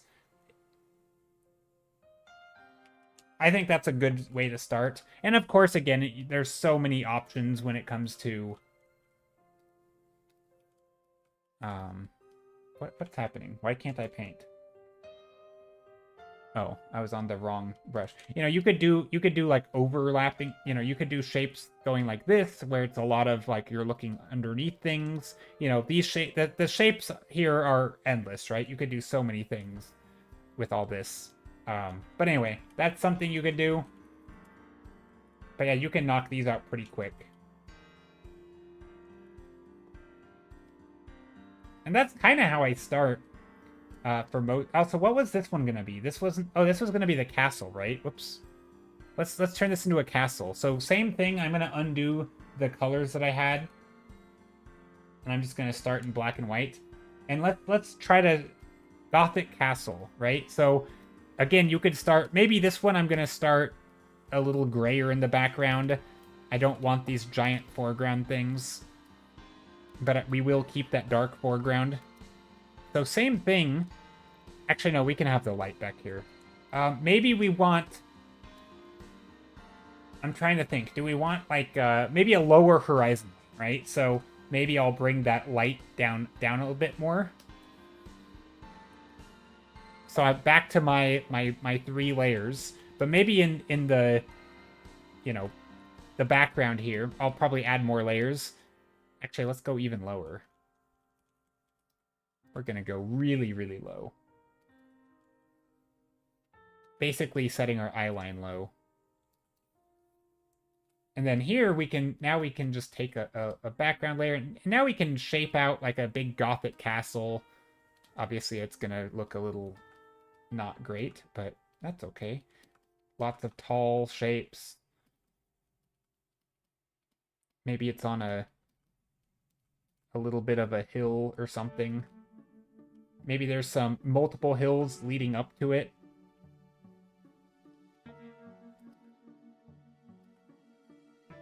I don't know. I'm just putting something in there. Just trying to make some shape.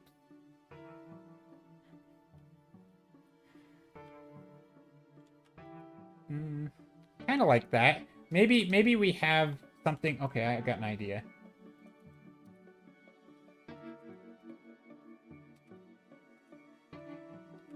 I'm gonna add some additional layers back here. This can go down. This is there. So now we have like a thing on a beach or something. Or like a shoreline. We can do like a castle up here. I'm just trying to think of composition, just sort of like a way to lead the eye. And then maybe back here, this is where like I like to put in some light. You know, if I'm gonna make like a path over here. This is where I'm kind of breaking that thing that I just was saying with like a clear shapes and values. This is where like this would be maybe a light, literal light, or a path of a very different value, or like a different material.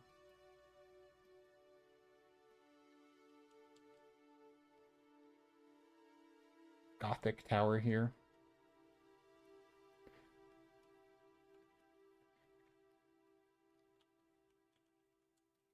I don't know. Do we want something in the foreground?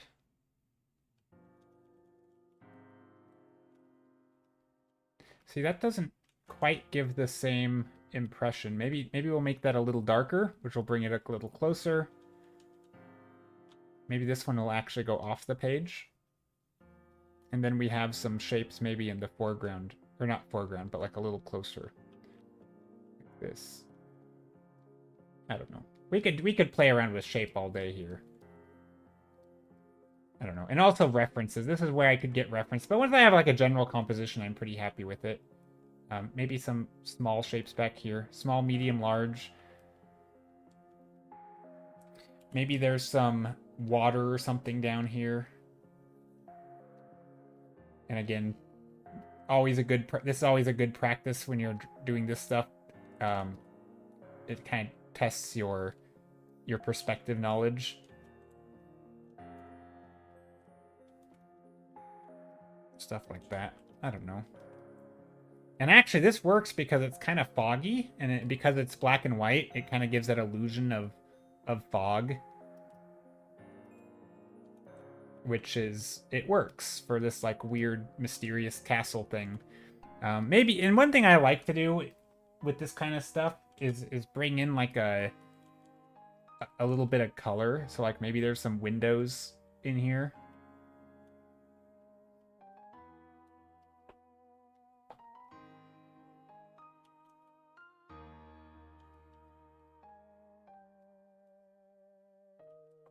Which can help show the scale of it, to show all these distant lights.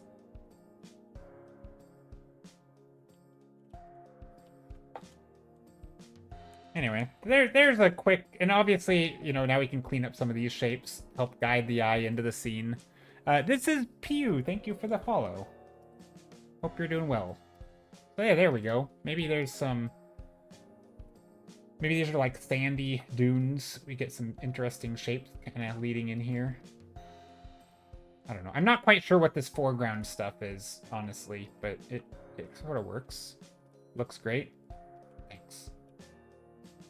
But yeah, I mean, this is all out, you know, this is all born out of that same value structure, right? Dark in the foreground, light in the background. I broke it a little bit with like shiny water, right? When you get into like different materials, you do have like shine of stuff, you know, shiny stuff can be a little brighter. And especially as like it goes back and flattens out.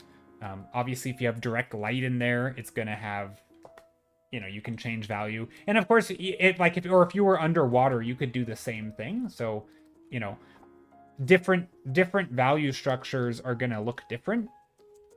This is love the vibes, very painterly. Oh, thank you.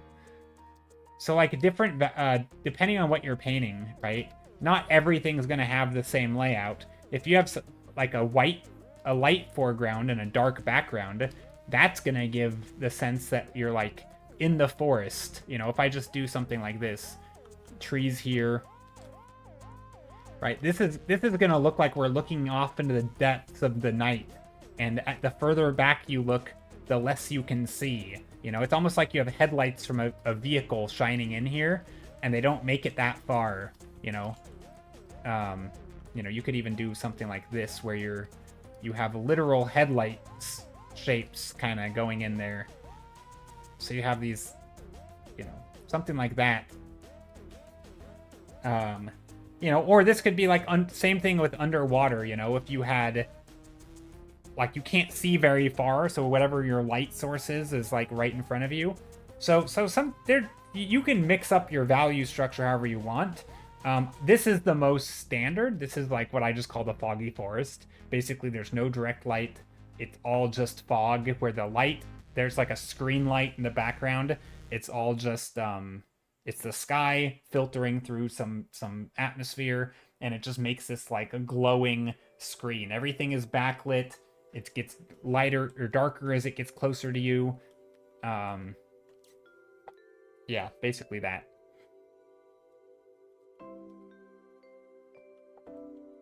But there's so many. So yeah, but this is the way that I like to start. But you could do like another, you know, it's definitely fun to play around with that. You know, maybe you want your classic dark in the background, light in the background, dark in the foreground. But maybe you want to make it not super bright in the here, but you actually want to put like a really bright shape.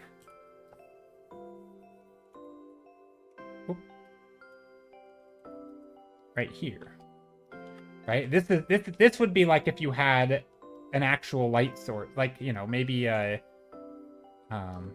actual lights shining into your scene, you know. So the background is, you know, maybe it's still a sunny day. It's a blue sky. Blue isn't typically the brightest of values, and then you have literal sunlight shining into the scene from left or right. You know, that's what that's gonna look like. You know, but it's a very similar value structure. It's just you happen to have these bright light spots occasionally breaking the scene. And even if you're gonna color, and this is where, you know, everybody likes color, but if you're gonna do color and you're starting this way, when you go to add color, try to make sure that whatever color, like if this is your value structure and you want to add color to the scene, don't go and take like a bright yellow and be like, I want this to be yellow. Well, no, you can't do that. Yeah, that's breaking your structure, right? It's like if I made this black and white, like if I want yellow could go here, right? Because this is my brightest color. So I could do like a yellow sky, or an orange sky, or like you know, if I could have a blue sky too, but I can't just pick a dark blue and put it back in the sky. That's gonna ruin my value structure. But I can put like a light blue back here, right? That's okay. That's close enough. That's not breaking things. So you could fill in the sky with a blue if you wanted. If you wanted to make this, you know, you could make this any color you want, but try to make it, you know, like a dark color. You know, this could be a dark green. It could be a dark purple or purple and green, right? It almost doesn't matter what color you use, so long as you're sort of matching that that value structure, right? So here I could put a brown. I could also put like a blue, and obviously there's more to color theory than just matching value, but that's a big part of it, right? It's just making sure that your values still work, that if you have a shape here that reads graphically, it still reads graphically. Unless you are inverting it. Yeah, I mean, if you want to intentionally invert it, that's fine. I mean, that's kind of what this is, right? This is like an inverted... Well, the other one I did was an inverted one. This is also where, like, overlay layers can come in, and you can, you know, if I add, like, a blue here, it's going to make the whole... It's maintaining the value structure, right? So if I undo all of this, I make my screen black and white. If I apply blue... Oh, let's go up here. Overlay...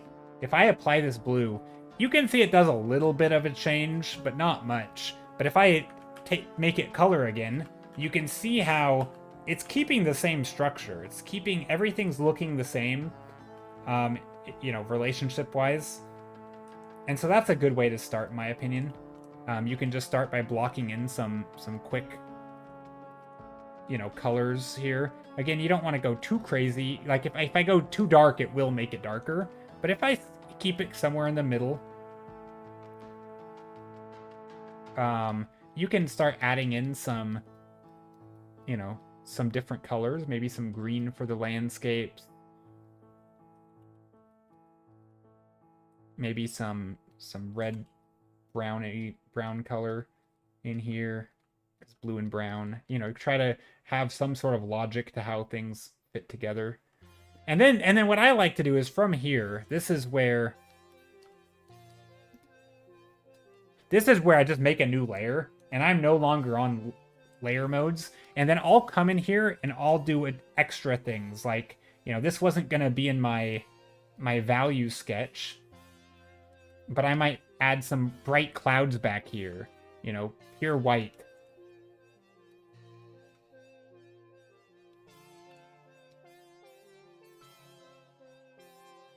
Maybe these have some little bit of shadow underneath it too, right? This is, and I don't want to go too crazy because it might break my values, but, which I think I did a little bit. But maybe I want to add some poofy clouds, you know, some fog, some low-hanging fog that's a little brighter than the rest. Actually, I like that idea. Let's get rid of those clouds and put low clouds. Maybe right around our focal points. You know, that wasn't going to come through in my value sketch because I didn't have it planned out that well. But that's where I like to do that stuff. Is, you know, I'm just painting directly on top of it. So anyway, would you recommend that we check the values by doing black and white as newers? I mean, I would recommend painting in black and white if you're totally new. If you're new to painting, that is, I would start painting in black and white. So yeah, I would recommend you check values. And I think it's always good to check values every once in a while. Especially if you're doing like vibrant colors. I think the more saturated the colors you're painting with, the more important it is to kind of keep tabs on your values and just the overall readability of the thing. It's really easy to get tunnel visioned, and you know, you start seeing like a red and a green as like those are so obviously different colors, and then you're painting your scene. But like, I don't know, if you make them black and white, they're pretty similar, and you know that it may not matter up close, but when you're kind of looking at something in this sort of graphical read, right, and you're just trying to like quickly glance at it, especially if these are relatively in like, you know, let's say the shadows, your brain is going to interpret them as just all shadow. It's literally going to merge them together, right? It's going to stop worrying about the color, and you're just going to see this stuff as the bright stuff and this stuff as the dark stuff. And it matters. It matters that they're not, that they don't have separate values, right? You're like, that initial glance is going to make these things look like they are, the colors are irrelevant, right? It's a mass of the same value. You know, you could paint an entire scene with just random hodgepodge colors, so long as the values stick together. We'll even add some breaks in here so that, you know, you could do an entire scene of just random greens and reds and, you know, But it is really easy to kind of fool yourself to think that, oh, I can tell that these two are different. So if I wanted like a house in here, you know, this is easy to read, right? Because you can see it, I can see it. You know, if you had a little house in here surrounded by red. But the problem is that once your brain starts thinking in terms of light and shadow, these just are so similar.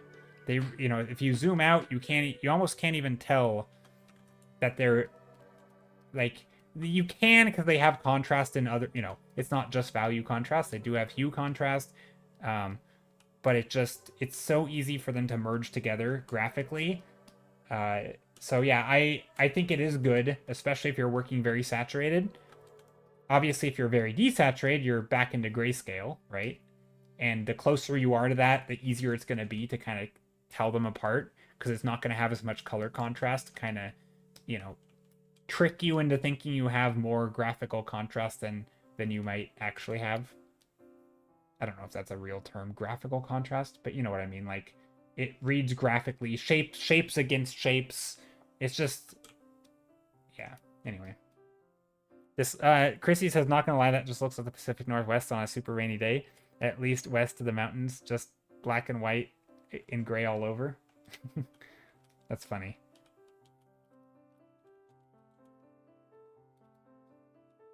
Ooh, looking good. Thank you, Pepperly. I appreciate it. Okay, let's get rid of that one. I forgot what these were. Oh yeah, we had tunnels and a lab. I don't think we're gonna get to both of them. I don't think we're gonna get to the lab. We can do the tunnels.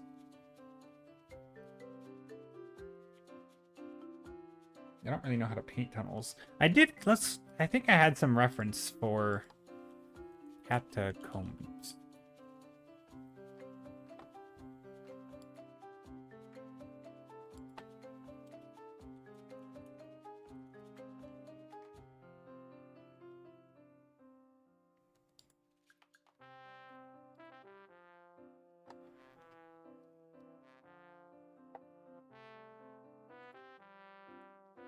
We're doing all the spooky landscapes today. We've got a graveyard, we've got a bog, we've got a forest with some wolf shapes in them, although I'll have to find references if we work on those. A town, kind of weird lighting with a witch, very weird looking witch. We've got a gothic castle, which I don't know if I like the shapes, but they're something. We'll have to play with them. This doesn't look very Halloween-y, but maybe we'll change the colors. Or maybe we'll add the graveyard leading up to it. Well, that could be a thing. Although that reminds me of that Andreas Roca painting I think he made fairly recently. But anyway. Yeah, maybe we'll do like... Oh, speaking of that grayscale thing that I was just talking about, when you have dark in the foreground, you can also do that on the ceiling. Like, you know, if you have like a light source back here, maybe little lanterns or something.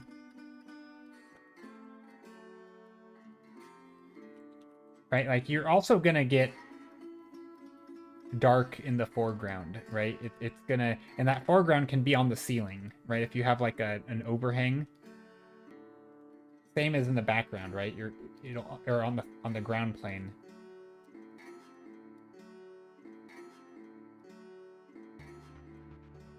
Does this look like tunnels? I don't know.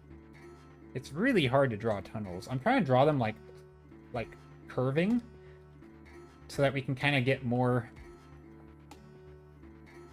range in here. I don't know. I feel like we have more real estate to work with.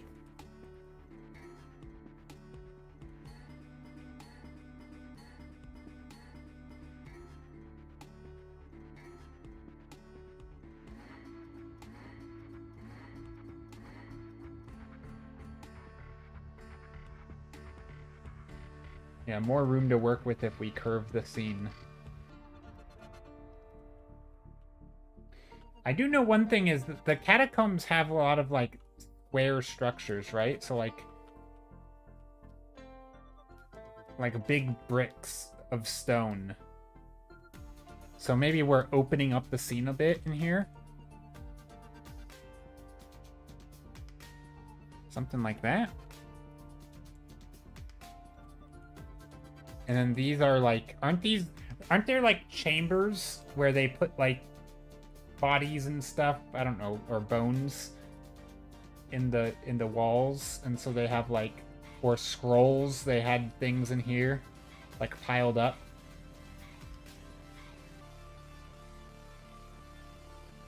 I don't really know how catacombs work.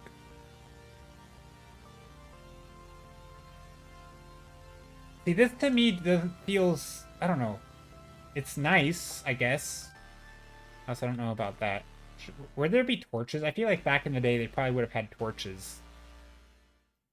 I don't know. I feel like torches on the wall was like, is that like a movie thing? Did they really have these like holders where you put torches on the wall? I feel like that's straight out of the movies. Skulls, tombs, torches. Yeah. We're gonna put some torches on the wall.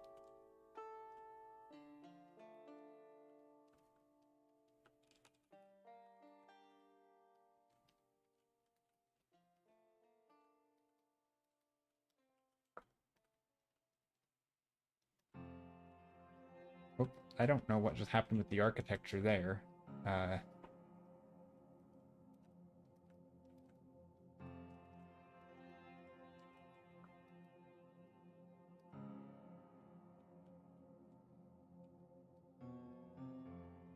Trying to add some dark shapes. But yeah, maybe there's some skulls, tombs. Oh, okay, skulls in here. This is a tough one because the colors are gonna be so boring. I feel like we need something like a ghost or something with a different color. More like probably carved out holes in the wall with candles. Gotcha.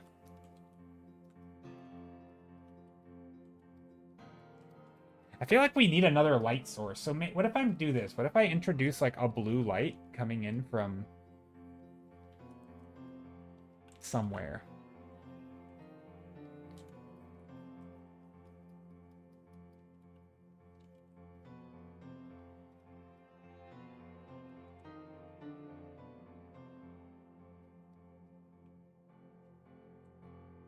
This doesn't look good.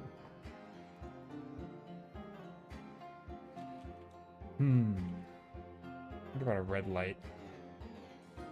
Interiors are tough. Hydrate. Oh, thank you. Laura G. Hauk says more like probably carved out holes in the wall with candles. Also, hello! Hope you're doing well, Laura. And hi, Lemon Cat. Hope you're also doing well. Happy early Halloween. Yeah, I'm not... Gosh, yeah, painting indoor, like, caves is so hard to make them look good. In my opinion. Maybe it's because I'm bad at it. But I think I am probably a little bad at it. But also, what if... Maybe we will do, like, the side view. No, I don't know. Let's see. Maybe the side view here. Love watching you paint is truly something special. No. Well, I don't know about that. I don't know if I agree, but thank you for the kind words. Maybe there's like a... I don't know. We need some light somewhere. Some texture, maybe. Something.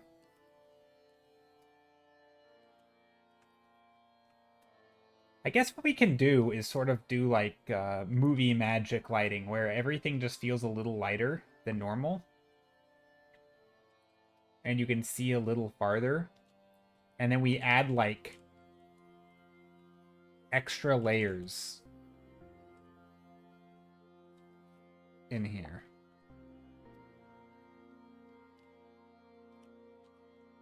So let's see if I can do this. I'm gonna add like a layer here. Oh, that's...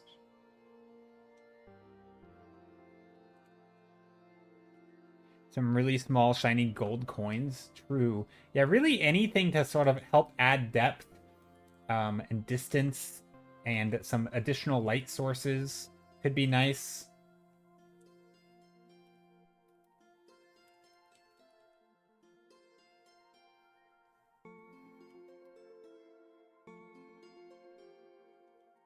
Yeah, I don't even know if this reads as... Okay, I'm gonna do something. So I'm gonna make this black and white, and I'm gonna use a multiply layer. And this might get really dark for a second. But I'm just gonna come through here and basically say anything that is foreground is gonna be the potentially very darkest. Except obviously where we have direct light. And I'm just gonna lighten up stuff. And I know in a real scene this is not gonna be this way, because you actually get darker as you go further back in tunnels. But I'm gonna do the movie magic lighting where you still have like atmosphere inside.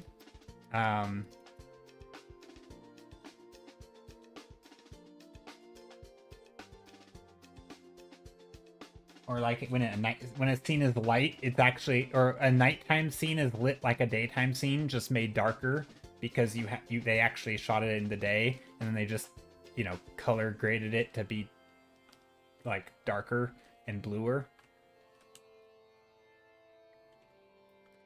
Also, I just made this purple, but I kind of like it. Not very creepy.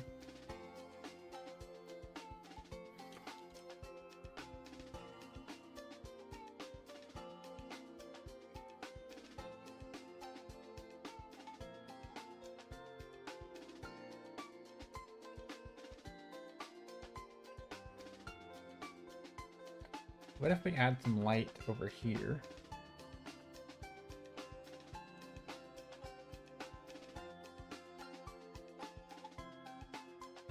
Something like that, maybe?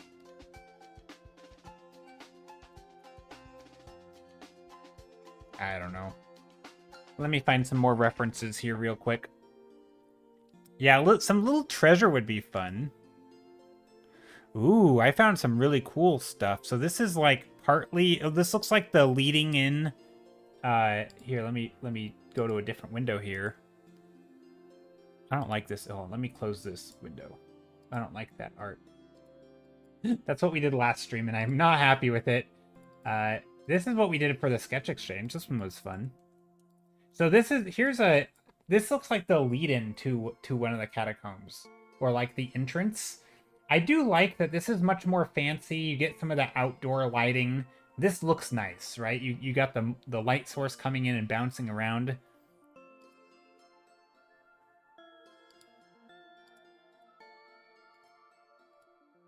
I think that's nice.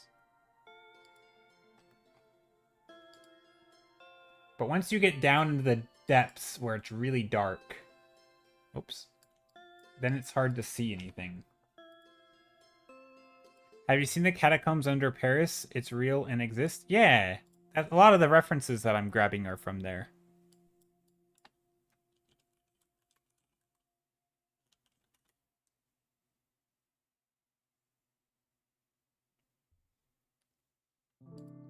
With all the very fancy, there's a lot of the ones have very have a lot of like bones. They remind me of what I thought of as when I think of the word ossuary. I don't know if that is what an ossuary is, but like this kind of thing. Let me, like this. Just piles of bones and skulls and things, like just literally the walls are made of them almost, which is wild. Or in some cases, stuff like this. Let me copy this image. I don't know, what are these bones? Those look like bones too. That's pretty wild to me. So this would be a fun type of texture to do if I were to do a scene. Whoops. Whoa, whoa, whoa. What just happened? Looks straight out of a movie. Yeah.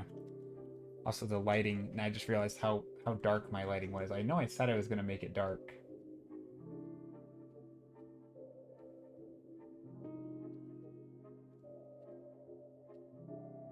I don't think that actually did anything. Let me try something. Let me do a glow dodge and make it a little brighter. So one thing we could do if we wanted. Maybe there's like a torch on the wall. This is where I think if we were doing an interior, we could do like, you know, similar to how those references are. We could take these and just really start like making all of this the bones, and the tint in the center looks kind of spectral. Yeah, it does look a little spectral. You know, but we could take these and really focus on making these forms feel like they have, you know, things, they're made out of stuff, you know. I'm just obviously scribbling here, but that could make it feel like they're made out of bones and skulls. And same here, right? We could have some architectural elements in here. Maybe they go up to the ceiling a little bit, you know, full of stuff. Maybe another one over here.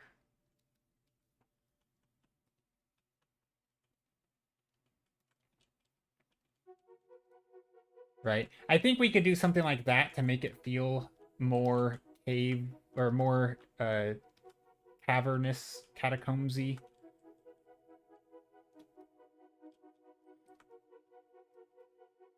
I think that's going to be a lot of it, is that texture. And also we could get some structure in here. You know, you could do some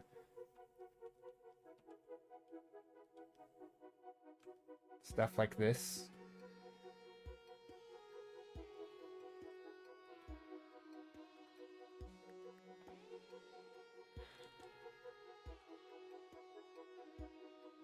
You know, I think that starts to get that vibe a little bit.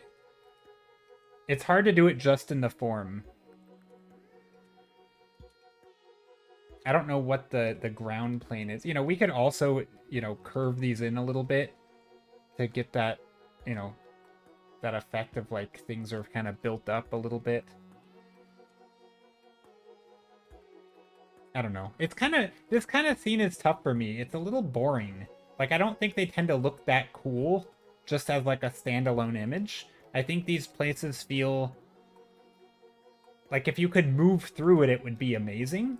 But as a still image, it's quite hard to really capture the vibe, I feel like. Because oftentimes the lighting's bad. It can be a little dark.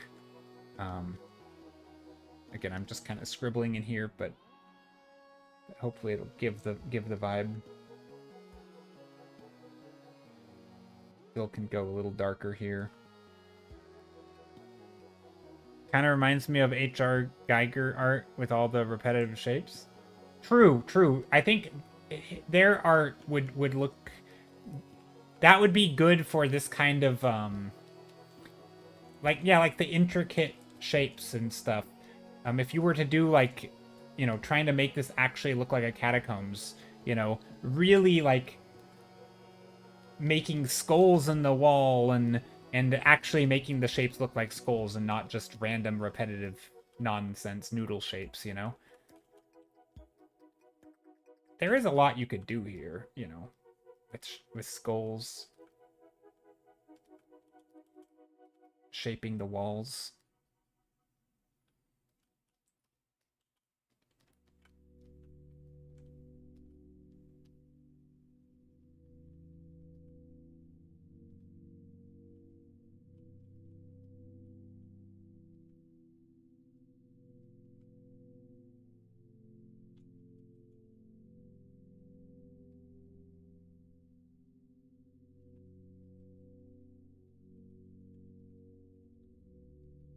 I don't even know if this is looking like there's depth here. Sometimes it's if you don't go a little heavy-handed on the shadows, it can be easy to sort of lose the plot, and the shapes won't read as. But I think that kind of works as a catacombs. Something wax-like melted. Yeah, a little bit. It feels like a little bit of waxy or yeah. I mean, no, these if I actually end up painting on this, these will be bones. I will make them into skulls and shapes and there will be, you know, hopefully identifiable bone shapes. You know, I'll also have to come in here and focus on like bone material, kind of, you know, maybe a little bit different colors of like tan, or like a certain look to it. But right now, I'm just trying to sort of get a feel for what it would look like. Also, this should probably go up top. Right, if these were all like bones and skulls all the way to the ceiling, you know, how would that look? So I'm just lobbing in these little shapes. Very sort of impressionistic, and I can add the details later. Right, I can carve stuff out.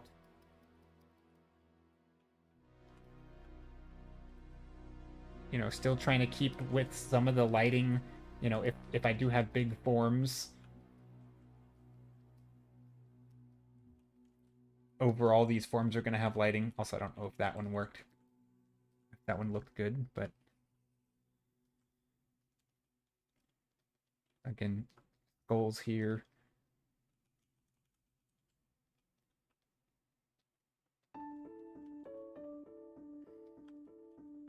But yeah, anyway, I think I'm good. This is good for a sketch here. I think it shows the direction a little bit, to where you could imagine that these are objects and shapes that have, you know,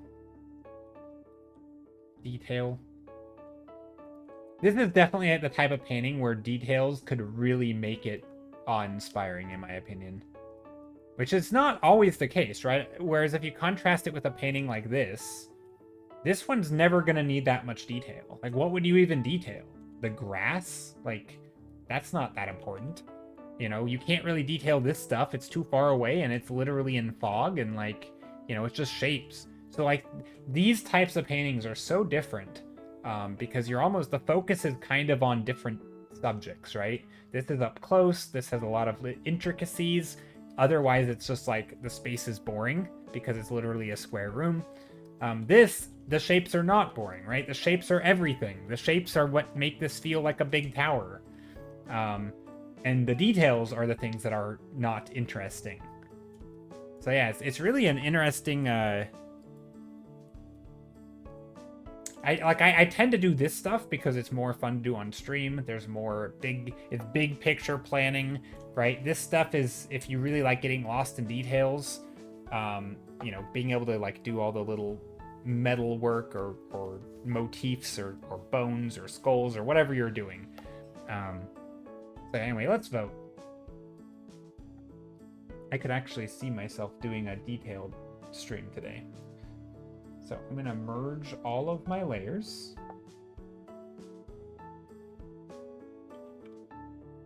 Nope, not that.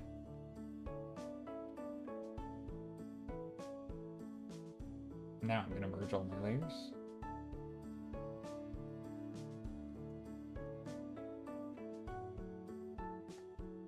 And then I'm going to cut this and move it.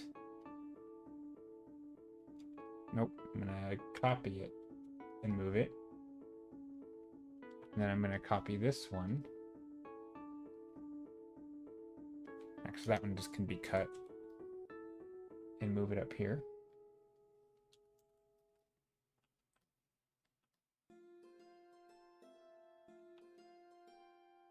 There we go.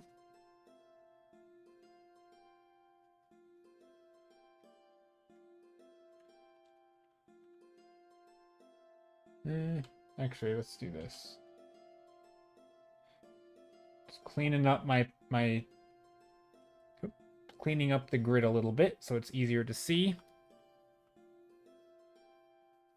Come back down here. Oh, clean up the numbers so you can read them. I like these. These are some six spooky thumbnails. I mean, not really spooky, but you know what I mean. Let me make a straw poll real quick.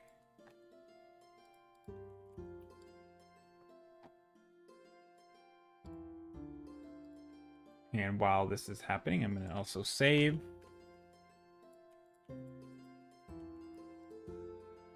All right, for anyone who's new here, so what we do is I always put the thumbnails up for a vote.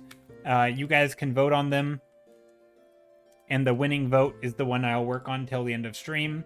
There's the straw poll. I'll stick that up there for not 2,005 minutes, just 5 minutes.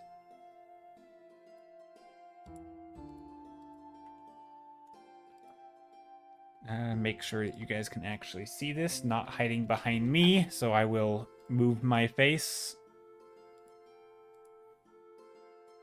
Oh, I'm kind of flickering, aren't I? Huh. I feel like my webcam's kind of wonky. Anyway, there's that. Also, why do I have a big border here? Do I need that? I don't think so. There we go. Huh, that was weird. Okay. There is that. You can vote. They're all great. It's going to be hard to vote. I mean, you can vote for multiples, I think. Didn't I put that as an option? Yeah, you can vote for multiples. I actually like number 3. I dare say it, but doing an interior might be fun. That is unique for me.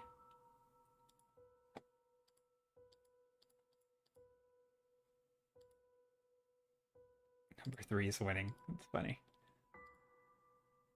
I missed the old vote sign. It'll come back someday. It still exists. Just heard someone screaming in a nearby apartment. Very on theme for spooky music, kinda.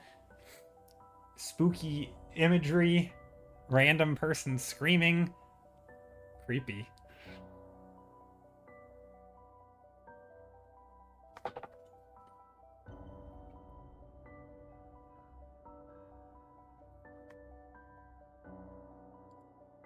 Good reminder to save your work if you're painting. Maybe stretch your wrists. And I also just hope everyone's doing well today. The ghost cowboy doing dress up was an interior too. True, it was an interior. Yeah. Yeah, no, I don't mind interiors. Interiors can be fun. I wonder if as... I know this is sort of a unfounded claim or assumption, but I sort of wonder if, like, as I get older and maybe mellow out or something, like, maybe doing sort of more detailed interior type stuff is going to be more my vibe. Like, if I'm so slowly shifting towards that, because I do find myself liking that, getting lost in the details a little. Like, I don't normally like to spend a lot of time detailing, but maybe it's just because it's new. And also, I think I sort of have like a philosophy of painting, or what I want in my own images, where I want an image so that the longer you look at it, the better it becomes. That's kind of like, that's sort of a newfound goal in my art, which doesn't really exist, right? When you're just doing the early stage stuff, the longer you look at my art, or at least these thumbnails, right, the worse they get, because then you start realizing how little, thought and planning went into it. But as you do details, you get to, add in those little Easter eggs, and you get to, it's that attention does, like, I'm slowly becoming someone who appreciates detail more, I think. And so I do wonder if I'm going to enjoy doing more of that, more as I, as time goes on. Thank you for the follow.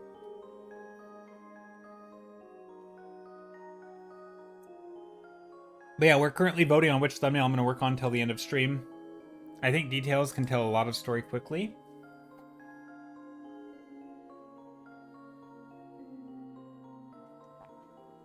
I think so, kind of. I mean, I think the quickest way to tell a story is graphically, right? You look at the thing, you immediately get a sense of the mood, you immediately get a sense of sort of where you are, what's happening, right? Big picture stuff. Details are like subtle storytelling, and so I don't know if I mean, they definitely have their own flavor of storytelling, right? Like, what if you're looking in, like, it's kind of like the detective, right? Like, if you're looking into someone's apartment or like an interior and what's on their desk, right? The stuff that you choose to put on the desk, which I would argue are details, would tell a story, right? That would tell a story. You know, sort of like, who is this person? What's happening? What are they about? You know, do they have sculptor's tools on their desk with clay models, or do they have, you know, a Lego set that they're building, or maybe it's a bunch of homework, right? All of those are going to tell a story of a different story. You know, this one's a student, one's a sculptor, one's playing with Legos or building Lego, right? Those are all different, and that's in the detail. Otherwise, it's just a desk. But I would even argue, though, that you could get away with just doing big shapes and you could still kind of sell it. I don't know. Yeah, details tell a different type of story. I don't know about quickly. Maybe that's... But they definitely do. Details can be interesting. They can really flavor it. That to me, it's like a flavoring, right? The big structural stuff is not in the detail, but I don't know. I still prefer, you know, big shapes, composition, color, lighting, mood, that kind of thing. But yeah, I think it was ever since I did the illustration that I'm hopefully going to turn to a puzzle. Still, I don't know if I want to order some for like my mom, like a puzzle for my mom. I made an illustration that was going to be a puzzle illustration a while back, and I'd like to order some for like Christmas. I was thinking about doing like having them for sale. I don't know. I don't quite know where I am on that. But ever since I did this puzzle illustration, where the whole intent is spending time with the puzzle, right? You're spending time putting the small pieces together. You're really zoomed in. It's like that to me gave me a sort of a newfound appreciation for detail, because it was sort of a different way of engaging with an image. It's not just scrolling past on Instagram and seeing it for half a second and double clicking and then moving on, right? You are literally spending hours, and so the details matter even more for me, because you're up close and you're spending time with it. So anyway, I'm rambling. Which one won the vote? Oh, number 3 by a long shot. Okay. Let's put this in the Discord, and then I will start with the arting, with the refining. Infinite Wumbo, hello. How's it going? Howdy, howdy. Hope you're doing well today. Hope everyone's doing well. Anyone have any big plans for Halloween? Dressing up, or trick-or-treating, or partying, or handing out candy to trick-or-treaters? I think you can enter a meditative Zen like mode when you're detailing, because it's very... So it's hard for me to do that. I think my like temperament, maybe ADHD or something else, I don't know. It's very hard. Like, that's actually boring for me. For the longest time, details were just tedium. I didn't like it. It was hard for me to get into the mood. It wasn't stimulating enough, and I'd rather be doing literally anything else. And so it's a fairly recent development that I actually kind of enjoy details. Kind of. But I seem to be moving in that direction. Spacebot says, making pizza, not very Halloween-y. I don't know. Seems pretty Halloween-y to me. Could be. Let's move that. I'm going to my thumbnail archive channel on Discord, slapping up the thumbnails from today. I try to put all of the thumbnails from every stream in there, so we have all these thumbnails from not all of them, but we have the paintings from long ago. Can you guys see this? No, you can't. But if you go in Discord, there's a channel called Thumbnail Archives. I try to put all the stuff that we do. So here's one that's very similar to the other one today. But yeah, we have the thumbnails, the paintings that emerged from them. You know, like this one, this was the sketch. This was the final. Same kind of thing. Lots of thumbnails, lots of mood sketches with color palettes. And then, of course, the paintings. This one I actually did in Krita. This was the first day I ever used Krita. I know I don't use Krita right now, but it was fun. It was a fun thing to play around. Here's a sort of, yeah, just different stuff. But anyway, that's the thing. I don't know why I'm sharing that, but let's start painting.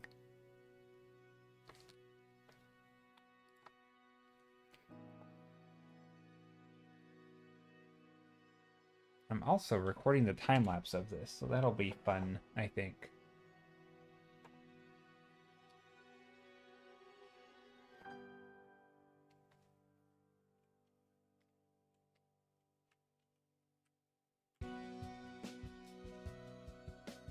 Just gonna stretch this nice and large. If this is gonna be a detailed painting, let's really. Okay, it's only 3,000 pixels wide, but this will be a good one. Let's just start. Let's fill in some of the dark shadows, making a new layer. I think we can have some big forms. Maybe we'll put like a spectral character figure in here somewhere in the distance. I think mostly, though, what I'm going to do... So, also, real quick, I got to get some references. Very important in my painting process, especially if I'm painting something that I've never really painted before or don't really know what it looks like. In this case, catacombs. So I'm just going to Google, in this case, Paris catacombs. Probably any catacomb, really. Let me grab a PureRef file. Not sponsored, by the way, but PureRef is amazing. Y'all should totally use it. It is a reference. It's just like a little window that sits on top of whatever you're working, and it's not going to minimize the background. There's a bunch of settings. You can make it transparent or whatever, and you can just drag and drop files directly from the web in there. You can rotate them. You can resize. You can, again, make it transparent. You can draw straight over. You can literally trace over it if you wanted. Although I don't actually know how to do that, but you can, because you can make the window uninteractable. Is that a word? Uninteractable? Non-interactable? I don't know. I'm just finding images. Lots of skulls. But I figure we can do some stuff like this on the walls. Sort of line the walls with various shapes. Also, what bones are these that they're all the same shape? Is that like the big end of the femur or like leg and arms? Is that what that is? And then these are like little tiny digits. Yeah, these must be the end of the... Yeah, that's weird.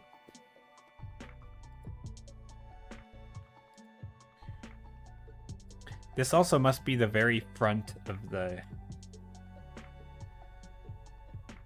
Every image is of like the same area, right? Like this, I think, is quite literally this image. It's the same place. It's just slightly different, where I think we're just slightly forward. Like these two are of the same, exact same place, right? So this must be like the entrance, the part that you would see on like a tour. Probably femurs? Yeah, I think femurs.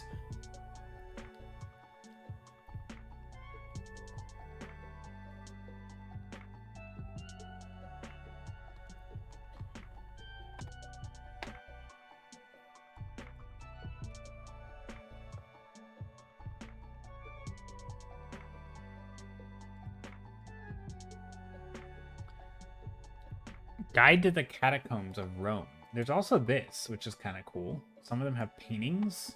I didn't know that.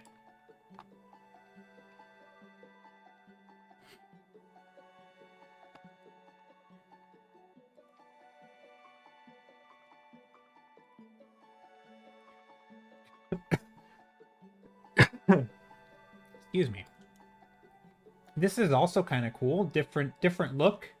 Maybe we can incorporate some textural change here. Also some skulls, which I don't, that almost looks AI. Maybe not. Anyway, all of that'll be good references. Okay. Now, how do I want to do this?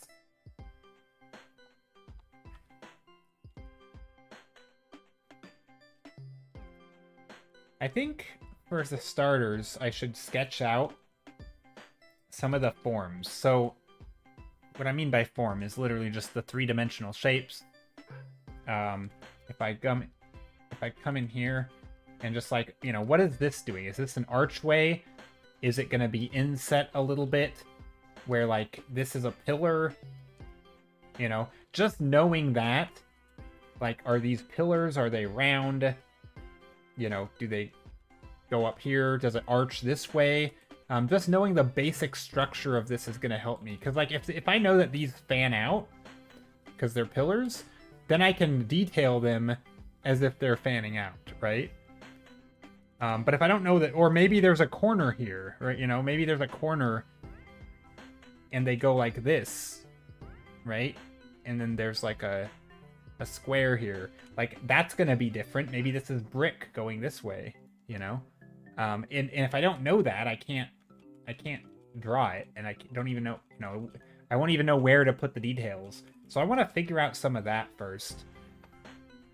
I did notice just from looking at this image that a lot of these places are very, like, blobby. You know, they're almost like it's a cave. These are like advanced cave paintings, you know? They don't feel like it's a constructed room, right? Everything is wobbly and wonky. The surface is just wavy. It's like basically just advanced cave paintings. They're not, you know, nothing is pristine. I mean, this I'm sure was pristine at some point, and I'm sure it looked very nice, but you get a lot of these wobbly, you know, shapes. So I don't know if I need to make it super structurally perfect. You know, this could probably look kind of nice.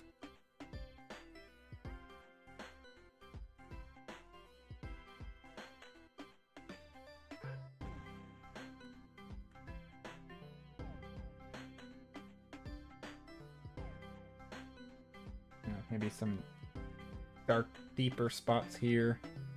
The light's bouncing in. We get some shapes up here. These are going to be curved up.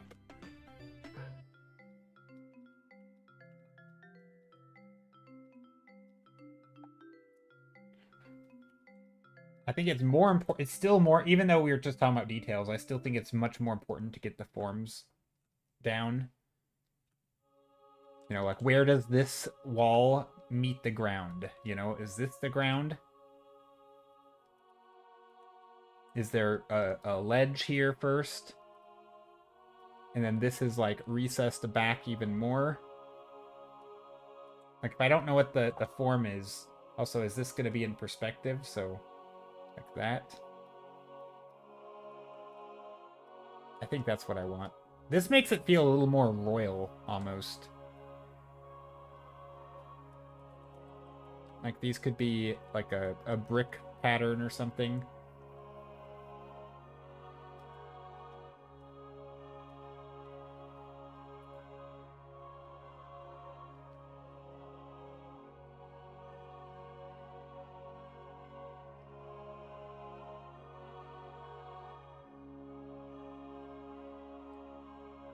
Maybe there's some old ceremonial stuff in here. I don't know.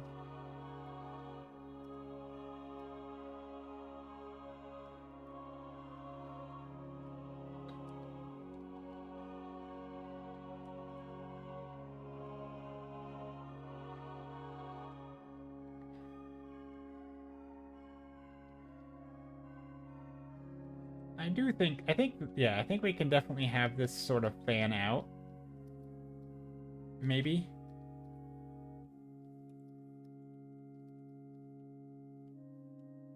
I like these shapes. I think as we get near the top, though, we're going to want a smoother surface. Every image I've seen... Yeah, that's okay. What about this?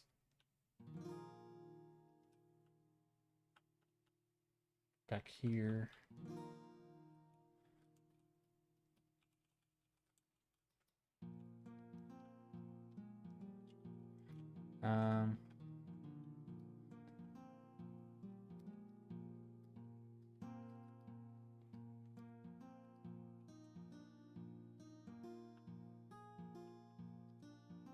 So this can come that way, maybe.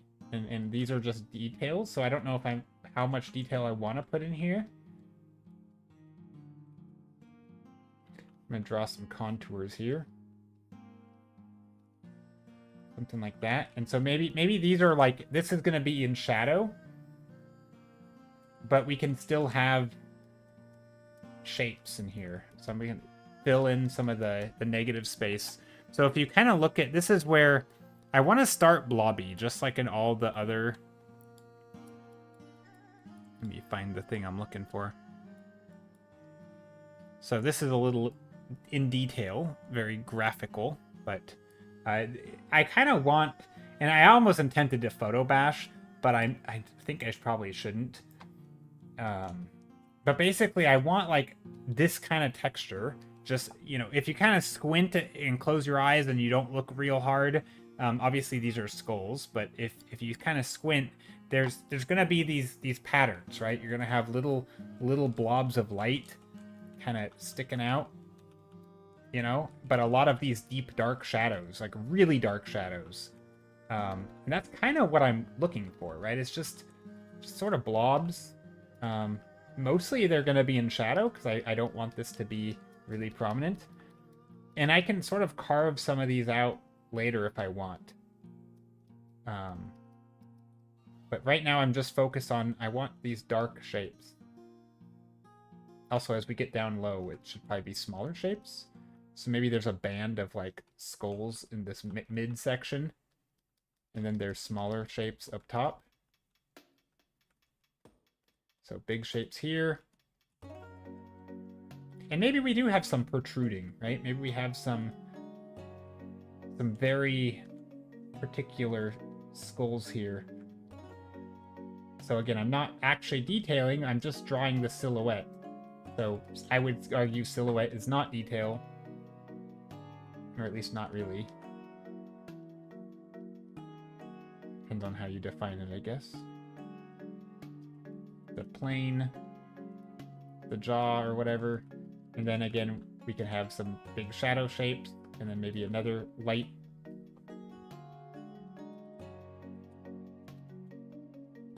And then we can just kind of repeat the pattern. And there. I think that works.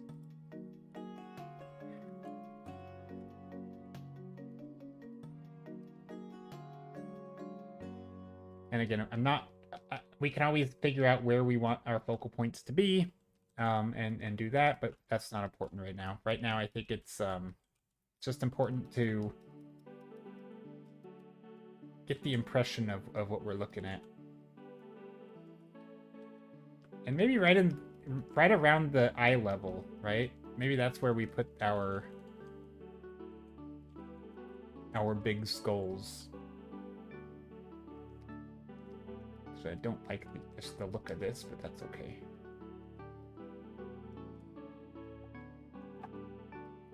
Oops. Oh my gosh, I just did something so stupid. I almost ruined my stream. I cannot believe what I just did. I tried to grab this, but I was looking at my other monitor, and I grabbed my stream view monitor, and I tried to right-click this and drag it. I could have ended up dragging my entire screen off the... Oh, that could have been bad. But yeah, it looks like there's a lot of the small femurs, or whatever they are. And they're really just like this shape. They're like two little bumps kind of connected, like a smile.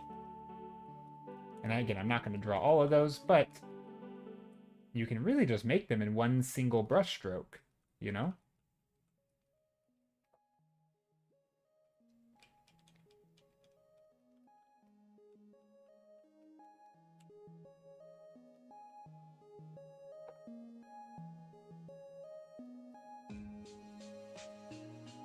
dyed black. I had a Halloween pizza in a Chinese Pizza Hut in Shanghai once. It had dough dyed ink with octopus ink and cheese orange in the cheese-filled crust. Otherwise, it tasted normal. Ooh, it's kind of weird. I mean, if it tasted normal, that's cool. But yeah, that is bizarre.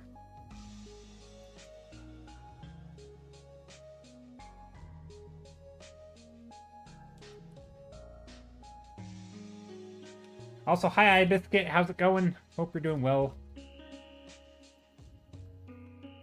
Just like normal, though, we want to...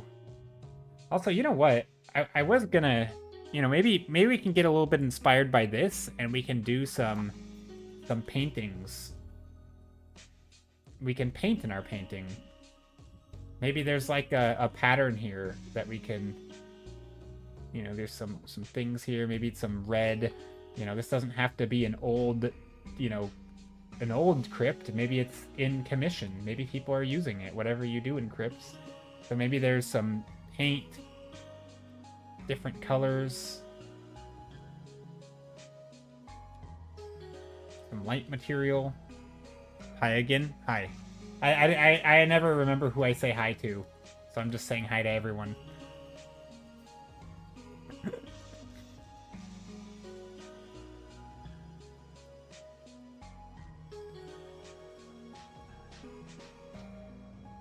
I know you've been here for a while, but I think at one point I told Skittle hello like 3 times in the stream, because like every time he kept leaving and coming back, or it felt like a while, and then I kept saying hi, and he was like, "Dude, you've said that 3 times."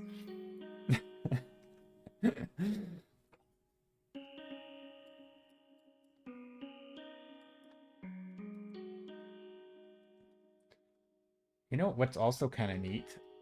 If you look at this reference, there's this spot up top. It doesn't actually go all the way to the ceiling, or it kind of does, but like you can tell they just stacked it up and it was hard to fit them up top. And so I could add that by adding a little bit of shadow up here. Right? So like, I don't know if that's a detail that needs to be in here. But right, my ADHD brain often forgets I said good morning to someone already and say it twice. Yeah, I could see that.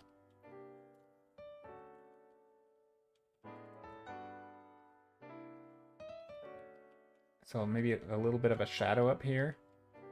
I don't know if that's a good detail or not to add, but it's a detail I could add.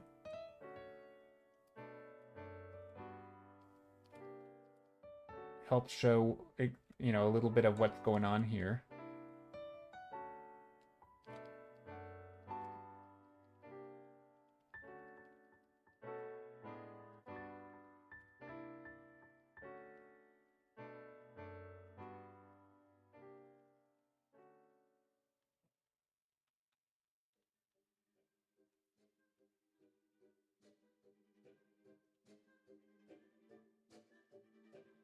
Anyways, there's some shapes. Okay, so now I'm basically going to go into render mode, I think. Maybe I got a couple more references.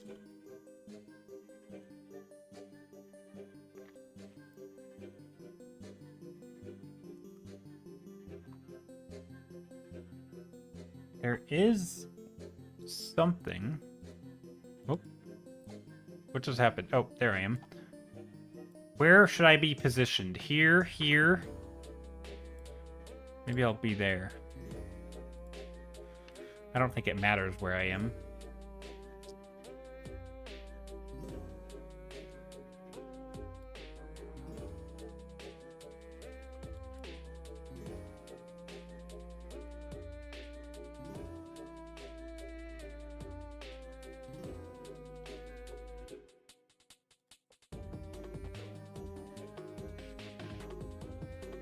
Okay. Before I do detailing, though,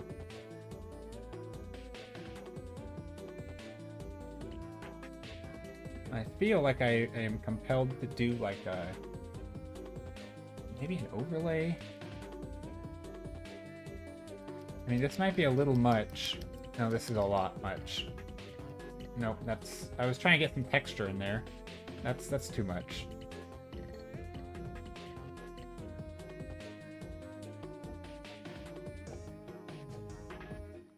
Oh, wait, we were gonna add ghost cats. Hold on, hold on, hold on. Catacombs. Okay, we've got a vibe here. Let me just delete some of these images because I forgot what I was gonna do.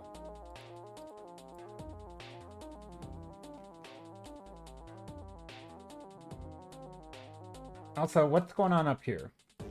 I feel like this needs to be...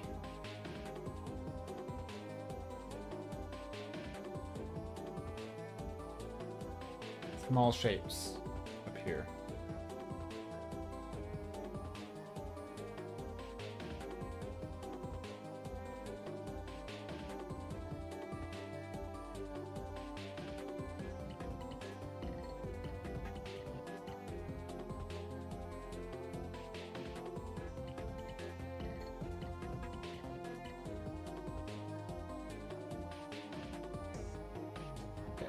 What if we add in some teal?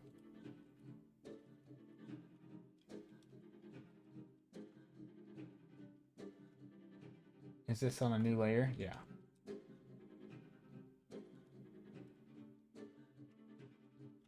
Little cat shape here.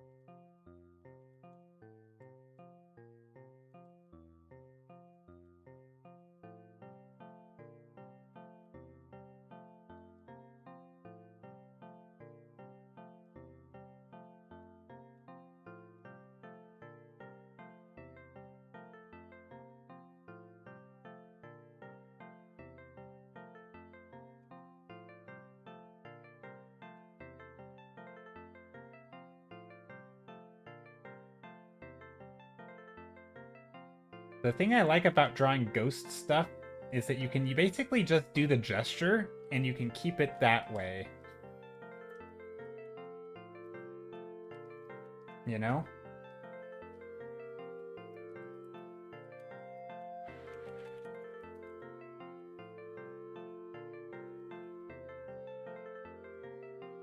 Okay, I have no idea how to draw a cat walking. Let me find cat walking. I can do those two without references, kind of. Although I probably still should have used references. I need an image of a cat walking away.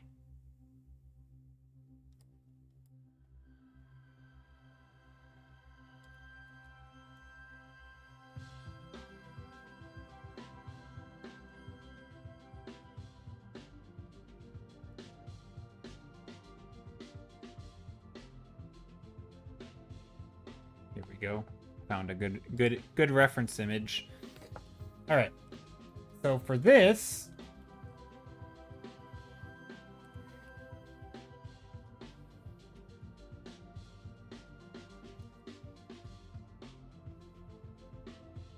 we still have the face silhouette pretty clear.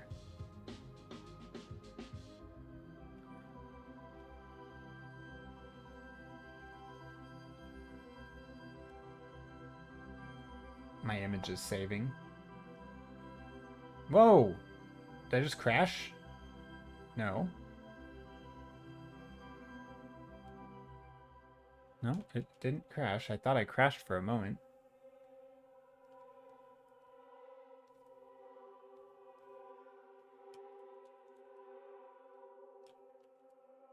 That doesn't look like a good cat shape. Not a good cat silhouette. We will get there, though. I think their head is too low.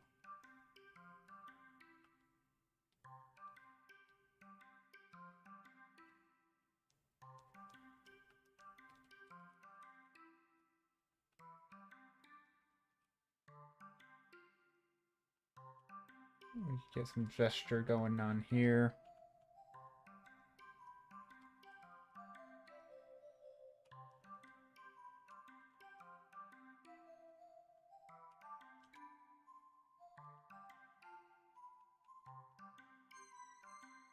Little front paws. Amazing art. Oh, thank you. Yeah, I'm trying to sketch in some ghost cat. I don't know. Cats are kind of, I don't know. They're not bad to draw, but I'm not very comfortable drawing silhouettes like this.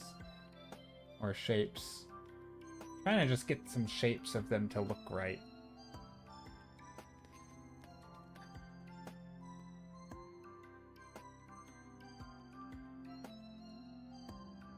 Something like that. It's starting to look okay. I definitely think a shape here.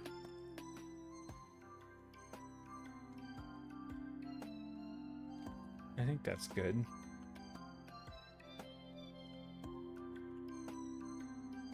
Maybe this foot needs to be more defined. Although it's weird because normally this would be like in shadow. But when it's a ghost, is there a shadow? What does it even look like?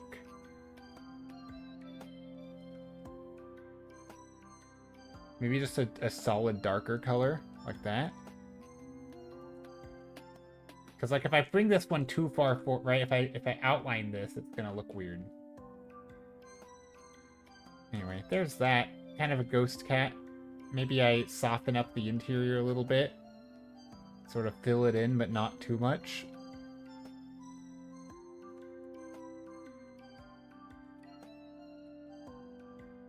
Hello, Kath, how's it going? We are making catacombs.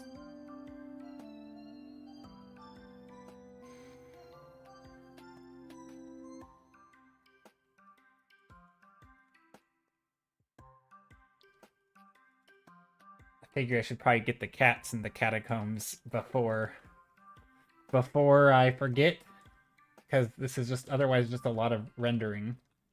So here's some cat, spooky but cute. Yeah, it's spooky, cute. Kind of catacombs are kind of creepy. We did a bunch of thumbnails based on. Whoop, not that. Let's close that. Based on Halloween kind of themed places today.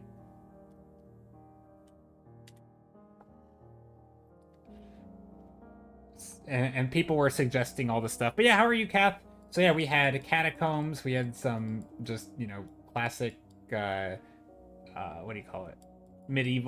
Not medieval, a gothic tower or gothic place. We had a swamp with a bog witch's hut. So a bog. We've got a graveyard, sort of spiritual graveyard with little glowing things. Some sort of witch flying over a city, and then of course like wolves maybe in the forest at night. So yeah, we have a bunch of like Halloween themed vibed paintings. This is the one that won the vote, and yeah, that's kind of what we're doing.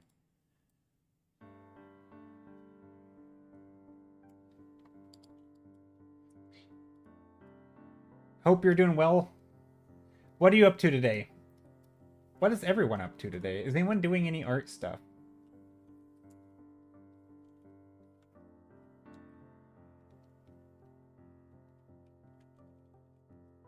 You know what would be funny? If one of these cats knocked over like an urn. I mean, is that disrespectful? I don't think so. But I feel like if there was urns and you know, things to break, cats would absolutely break them. Like playing with a skull, is that not cool? Or like, you know, there would totally be a skull that it just batted to the ground.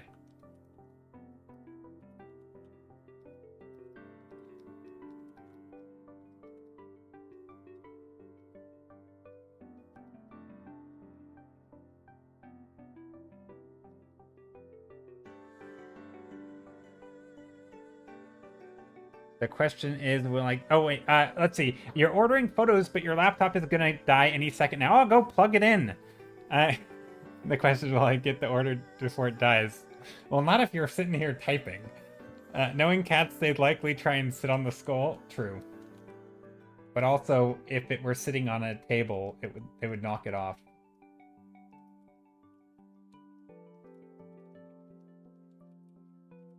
It feels kind of weird to draw art like that, because I know, catacombs and graveyards and death it's sort of it can be a very, like, taboo topic, kind of.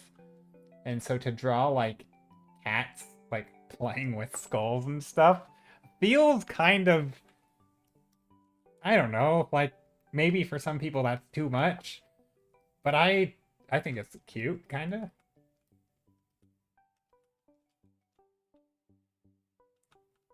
You also have a book that just arrived at your house, and you're stoked to flip through it when you get home. Oh, nice! Is it like an art book, or is it a... I mean, I assume when you say flip through it, I assume it's an art book. Chrissy Carson says, at work, I have a small XP pen that connects to my work computer. Oh, nice. You've been working on... I'm reading these comments in reverse order. Chrissy Carson said earlier, I've been working on art a bit here and there at work, but while it's been slow, nice. That's awesome that you can work on art while at work. Leaving soon and happy to get back to the bigger Cintiq. Nice. No, it's fiction? Gotcha. Yeah, I have a book I've been reading, well, reading in air quotes because I've been listening to it. It's called a pattern language. I think it's a book, somebody recommended it to me. I think it's like an architecture. I mean, it is, I think it's like an architecture, landscape architecture, sort of city planning book. But it's actually quite interesting. It sort of goes through a bunch of, like, design theory of, like, what makes... I mean, they kind of lay out arguments for, like, what makes optimal city life, or, like, a living space. What is good, what's bad. And they kind of go through and basically lay out, like, a groundwork for things that work. Sort of like, here's what you should aim towards. And of course, it's not all super up to date. Things have changed because it was written in, like, the 40s or something. It was written a long time ago, so some of the stuff's outdated. Also, this song is so dang loud. Oh my goodness. It's blasting my ears. I'm just gonna turn it down for you guys. But, yeah, it's a really good book, and it kind of teaches you, like, things to think about when you're designing. And it's been really inspirational to, like, making me want to do, like, a big world building project, like lay out, like, a map and plan stuff. It really is sort of inspiring me to do that. So I don't know if I will do a big project like that, but yeah, it's been kind of a fun read because it just gets your imagination flowing, kind of, because it makes you think about a bunch of stuff of, like, if I were designing a city, or if, or it makes you start comparing it to, like, your real life city, and, like, some of this stuff is true, and, like, I can see it in how my city is laid out, but also sometimes it's not, and you're like, oh, that's actually really annoying about my own city. I sure wish I had this type of thing in my city. So it's like, I don't know, it kind of inspires you, like, if I were to build a fictional world, I would absolutely try to include some of this stuff that this book talks about. So it's kind of neat. And it's just normal stuff, that ranges from, like, access to green space, access to, like, the countryside, and various things. But, yeah. And it gets into the nitty-gritty also, like, your living spaces and what,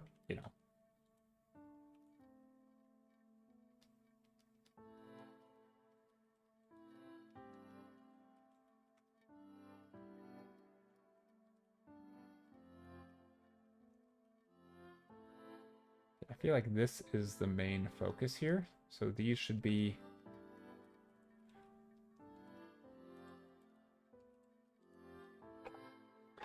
probably... Oh, the song's back to being over, so now we can turn the volume back up.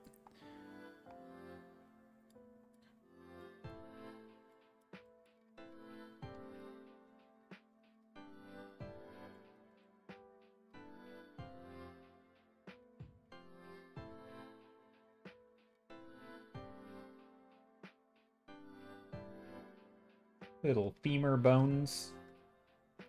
Again, I don't think I want to draw every bone or anything. That's too much detailing for me. But hopefully I can imply them.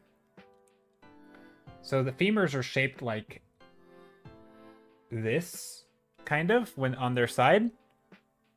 Or kind of like, actually like this. Right? So they have a little bump here and here. And this is like, I think, the edge of the femur. So if you were to draw this bone, right, it would kind of have, on one end of it, it would have the, well, I'm not going to draw that full shape, but you know what I mean. It sort of has like the chunky side of the bone, right? So like here's the bone, but on each of these sides, they have like these little indentations. Yeah, where the two sockets kind of fit together. But anyway, and that's what we're seeing in these catacombs when you have these shapes like this. Because they're laid a long ways, right, into the walls.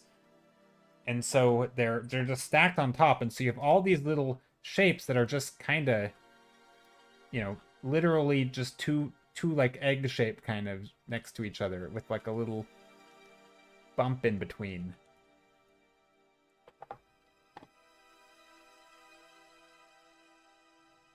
You admitted defeat and are now charging the laptop. Yeah, don't let it run out of juice before you get to order. Also, what are you ordering? Not to pry. You're just ordering stuff, and I'm like, what are you shopping for? But yeah, hopefully you can charge it. You can get your stuff.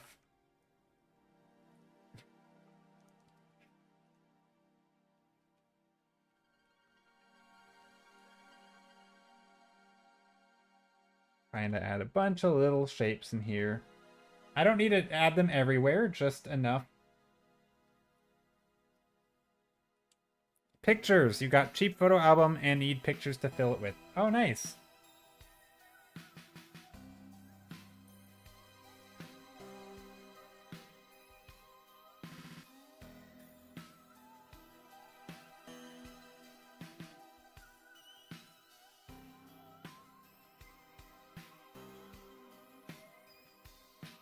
Trying to paint skulls. I don't do a lot of skull paintings, so I don't really know how they work.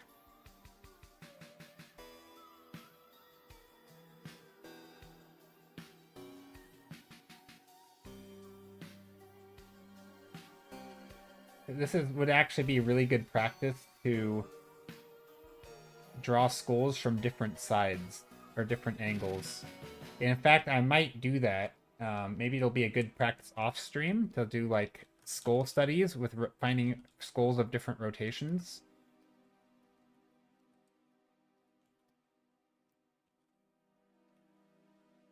This is the line, right? Maybe each skull is going to take up roughly the same space. And of course, between the skulls are going to have those femur bones.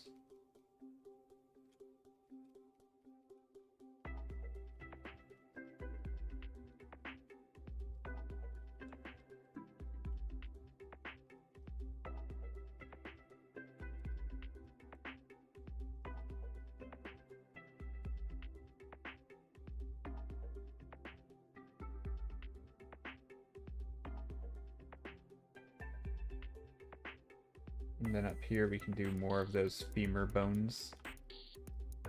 Sort of little bumps.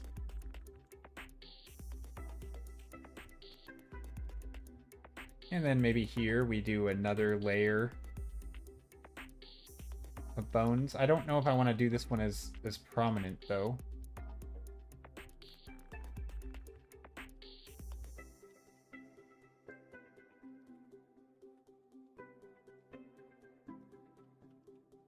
But something like that could work.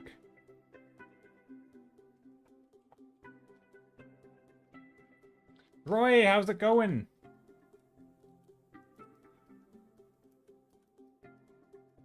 We are painting a catacombs. emphasis on the cat. Well, not really. I mean, maybe not emphasis, but certainly cats. Good, thank you. How are you? I am doing well. Actually, you know what? Let's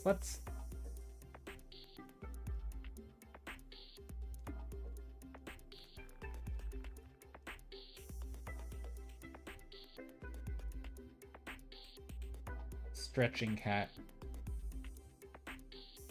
No, maybe not. I'm trying to... Yeah, no, I'm doing very well. Having a lot of fun with this.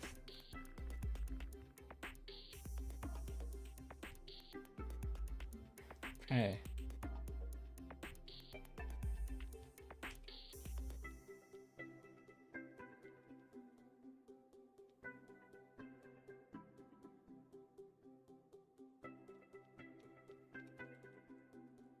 Maybe this has a skull here. I feel like this cat would totally be playing with the skull.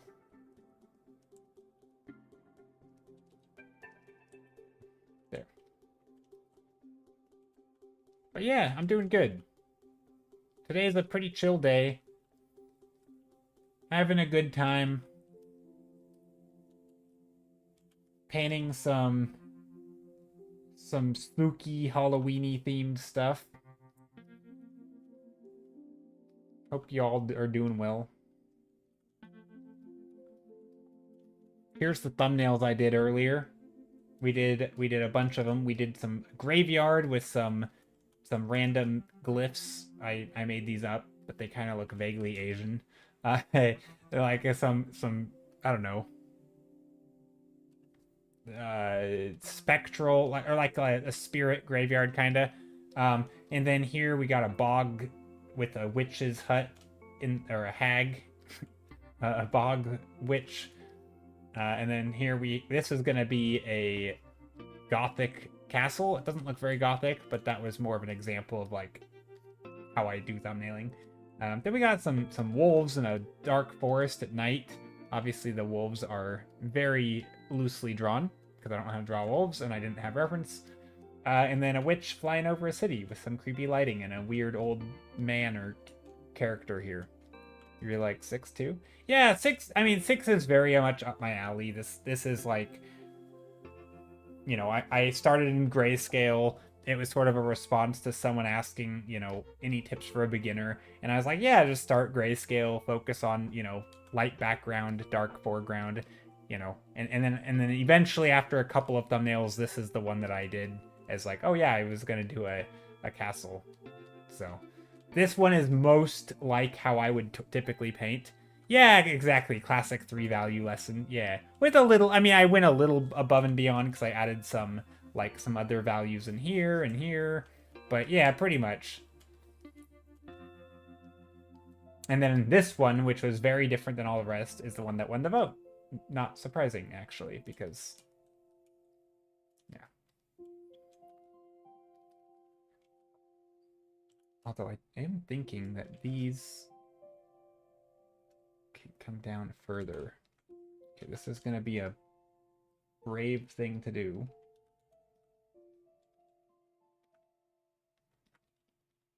Changing the perspective this late in the game is not always ideal.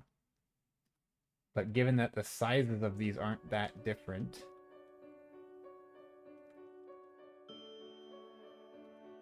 I think it's okay to do this. Scale-wise, it might actually be better. I think it'll be better. And then this, the whole thing down here, so I'm going to literally make this move down.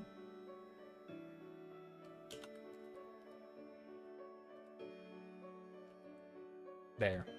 So I've basically just condensed all of the ground plane. Right? And so instead of it vanishing up here, right? Basically everything's now vanishing down here. The only thing that's really changes is that some of these lines, right? If this was kind of flat before and the eye line was assumed to be here, right? All of these lines are horizontal. Now we should be seeing the underside a little bit, and they should be a little curved, which is okay because I haven't really started drawing them.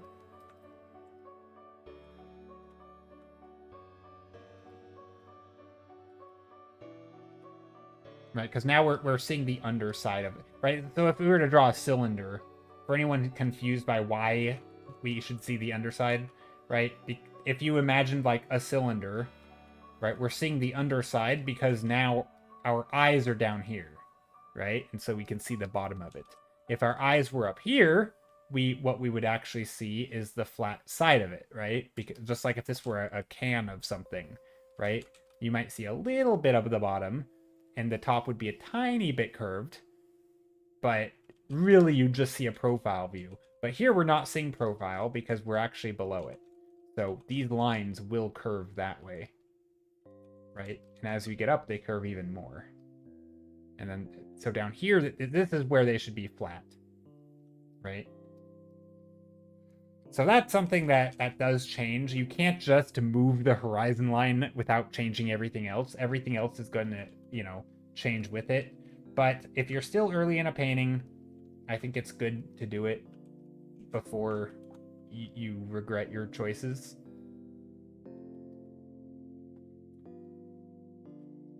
So my advice is that if you ever do rearrange your horizon line, just re-sketch some guidelines. So like maybe some horizontal lines down here, slowly curve these lines this way. Actually, these actually were pretty good already.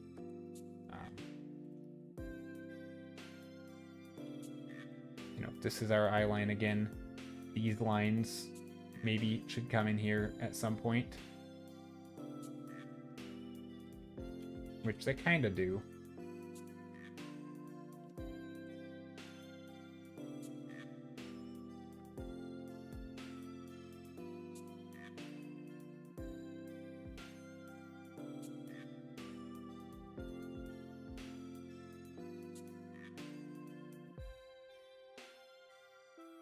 Can even draw some perspective lines on the ground. Obviously, the real life doesn't just have perspective lines going everywhere, but they do have random things that line up. It could be patterns on the sidewalk or whatever, and all those things together, they're gonna give you the impression that things converge and they get smaller in distance. You may not even realize it, but it might be the texture of the cracks in the sidewalk are going to sort of have a converging pattern as you go further away. Not like objectively, but it sort of the illusion of it, because they get smaller, they get closer together relative to you. So yeah.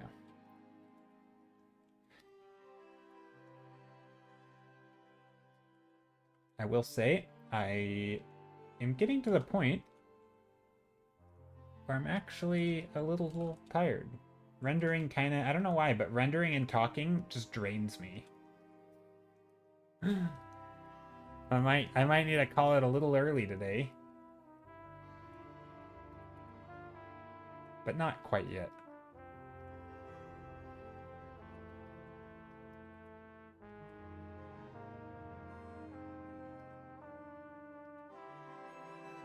Can also add, so again, knowing that our eye line is right here, and eye line is synonymous with perspective line or horizon line, right? This is just the line where our eyes are situated. So in this scenario, we are a cat, right? We are basically eye level with cats.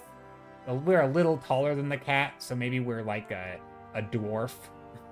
We are not very big. Let's put it, if in this scene where we're crawling. I don't know why, but we are on our hands and knees. We are crawling down these catacombs. That's about the level of our eyes. If you were doing a story from like the perspective of a child, maybe this takes place in the world where a child has gotten lost in the catacombs, and they are even though they're lost, they befriend these ghost cats who keep them safe, and they yeah, that's their companions. It's like the what's the Jungle Book? Kid gets lost in the forest. He's raised by the animals in the jungle. Same thing, right? Kid gets lost in the catacombs, raised by the spirits, and he's, I don't know, just he's good at navigating the catacombs. I I don't exactly know how that would pan out in the story, but there's a story idea.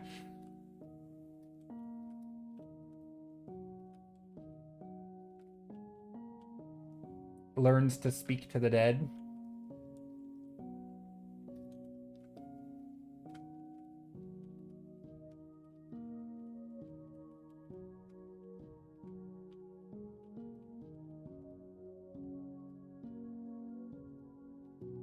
I think I like this.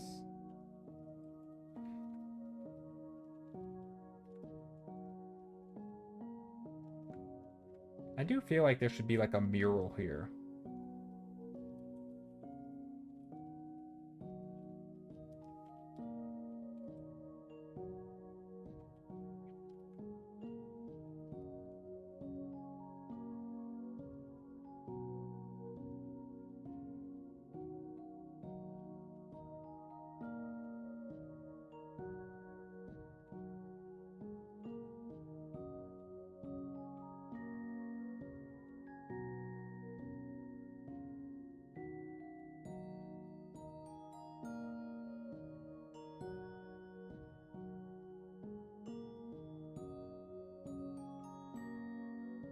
Maybe there's a cat. Ooh, I know. There could be a cat graphic.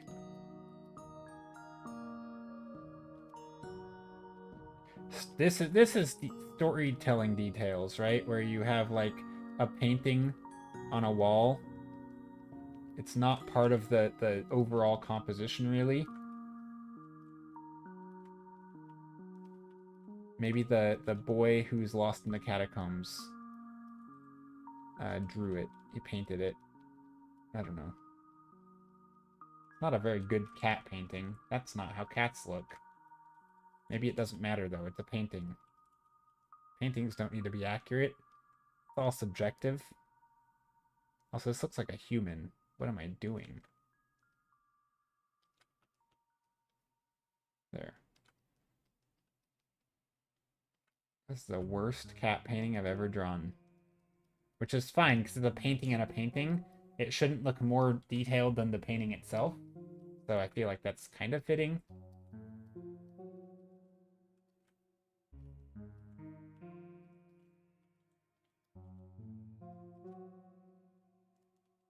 Maybe a cat drew it? Yeah, maybe a cat drew it, exactly.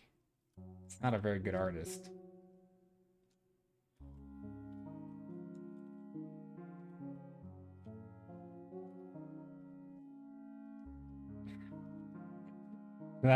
That's the justification for a bad drawing. They did their best, yeah, they tried.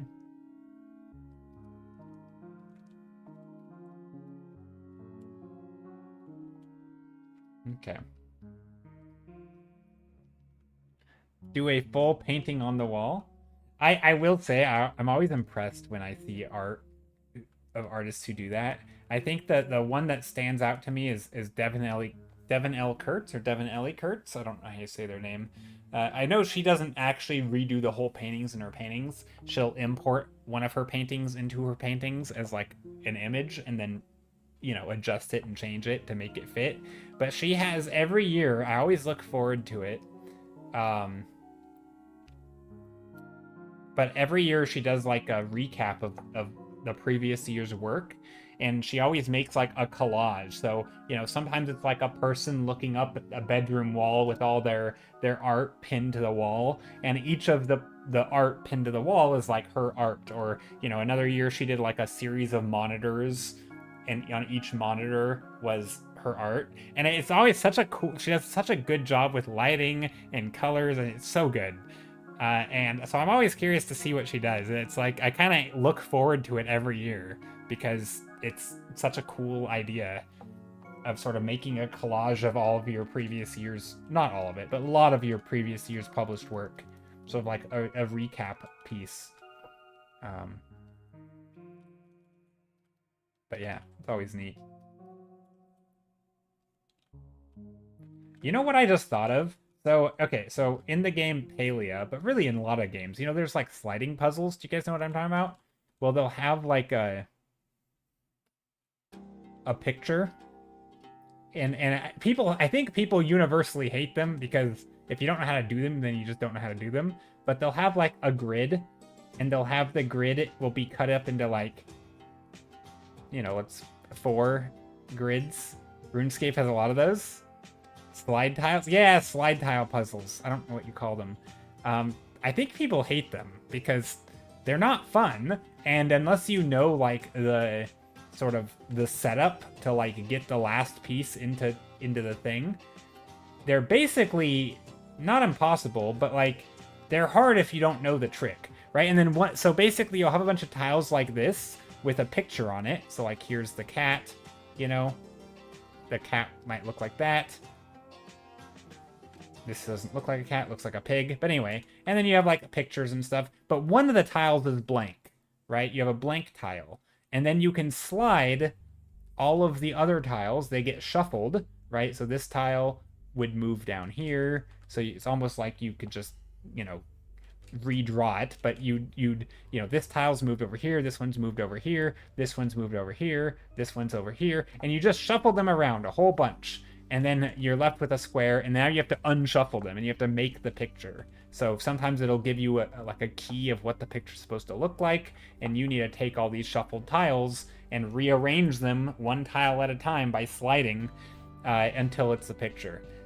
Games love it. Games love that as like a thing. You know, you come across like a picture on the wall, and there's, you know, it's all scrambled, and there's these little tiles. And it's like, yeah, you just you know, your character needs to just move them around until the picture is complete. I don't like them. I think they suck. They're annoying. They're not the funnest of puzzles for me. But yeah, they look something like that. And it's like, this is what this reminds me of. You know, you're walking down here through these catacombs, and you come across a puzzle tile thing. So maybe I will add that here. I'm not going to scramble it.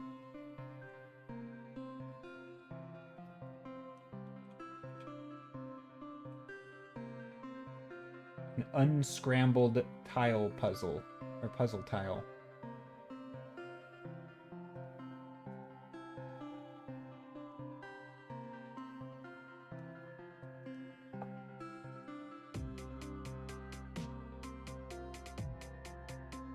But yeah, Palia loves them, and I don't know why. I don't know who has the fascination with them.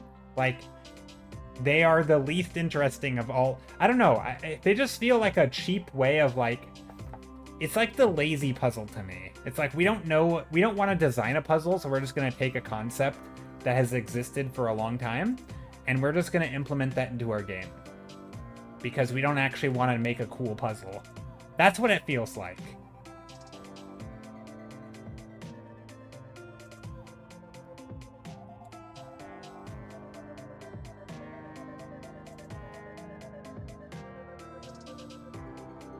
That's true. All I have to do is unscramble it by hand. Yeah, I mean, the rules are very simple, right? I mean, scramble it when designing it. Yeah, exactly. Yeah, you just take a puzzle, you take out the corner piece, and then you manually scramble it. Yeah, you don't need to do anything. And also, I mean, there is... Hey, hello, Ronnie the Zombie. Hello, beautiful people, says Ronnie the Zombie. How's it going, Ronnie? Yeah, I mean, there is something to be said about, you know, you should know what the objective is in a puzzle. That I think that is super important. I've seen a lot of puzzles in video games where you just don't know what the objective is, and like, that's not that fun for me. I don't think it's fun for most people. I think it might be okay if you don't know what the objective is, if when you find it you then understand, and like that is the puzzle. As long as you know, like, you need one. Yeah, I've rambled about this before.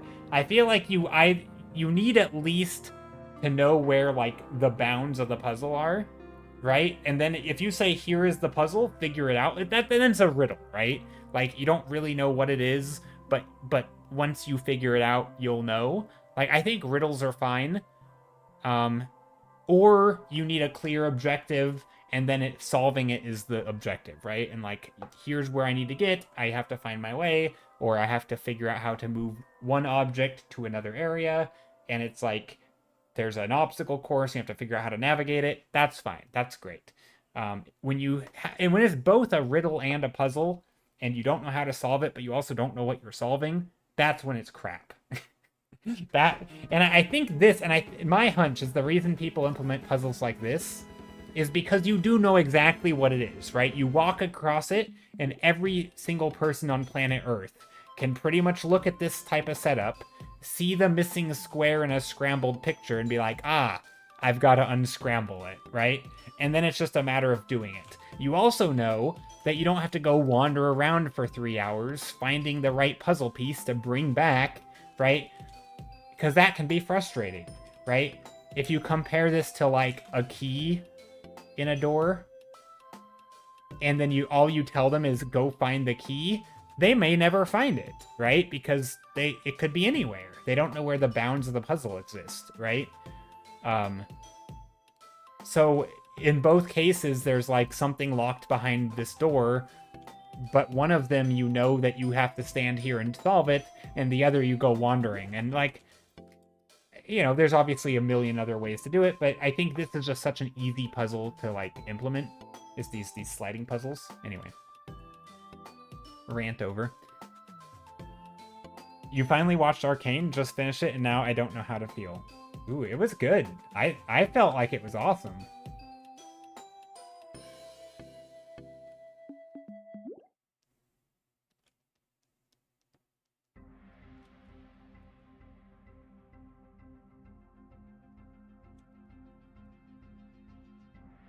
You mean like now that it's over type thing? Also, is that the only the 2 seasons are?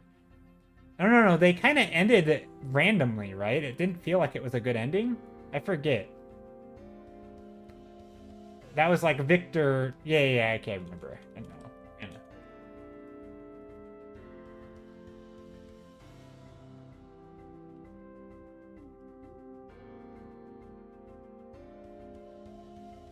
I kind of forgot what happened in season 2, to be honest. It's been a while.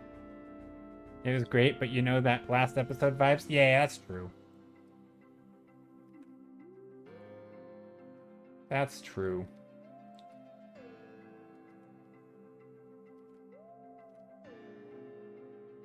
Been painting a bunch of street scenes, and now I've mastered drawing plastic bags. Honestly, that's a pretty... Of all the things you could master, that's pretty good. Drawing these sort of like organic shapes, bags, towels, cloth, that's a good thing. Like, dang.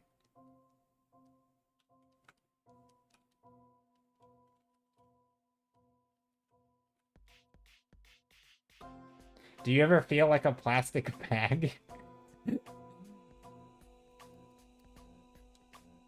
One of the songs of all time.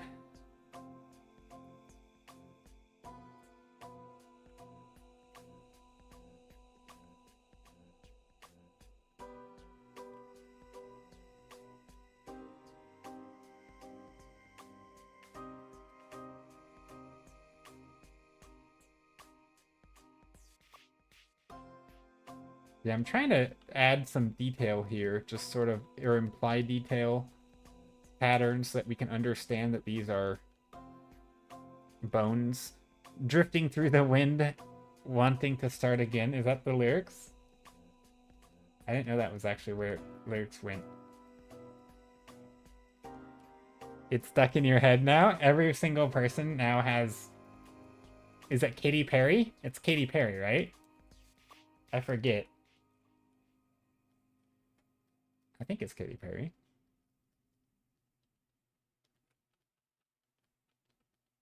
Everybody has Katy Perry stuck in their head now. Thanks, Kath. Blame Kath for that.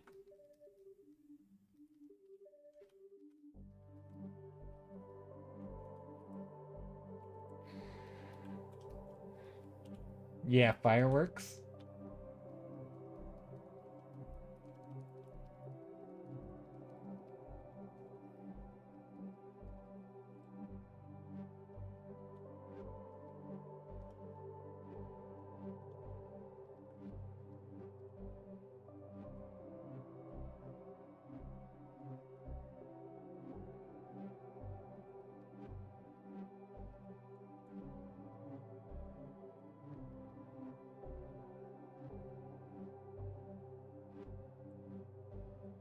figure out what to do here. I think that's good.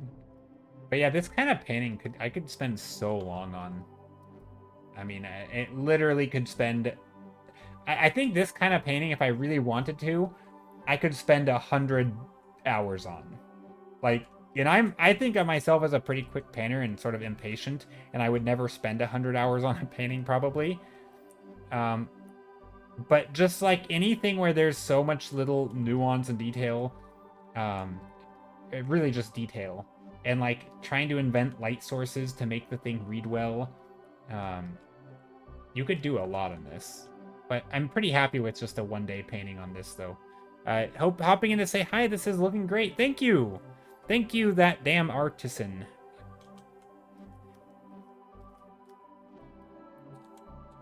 Thank you very much for the kind words.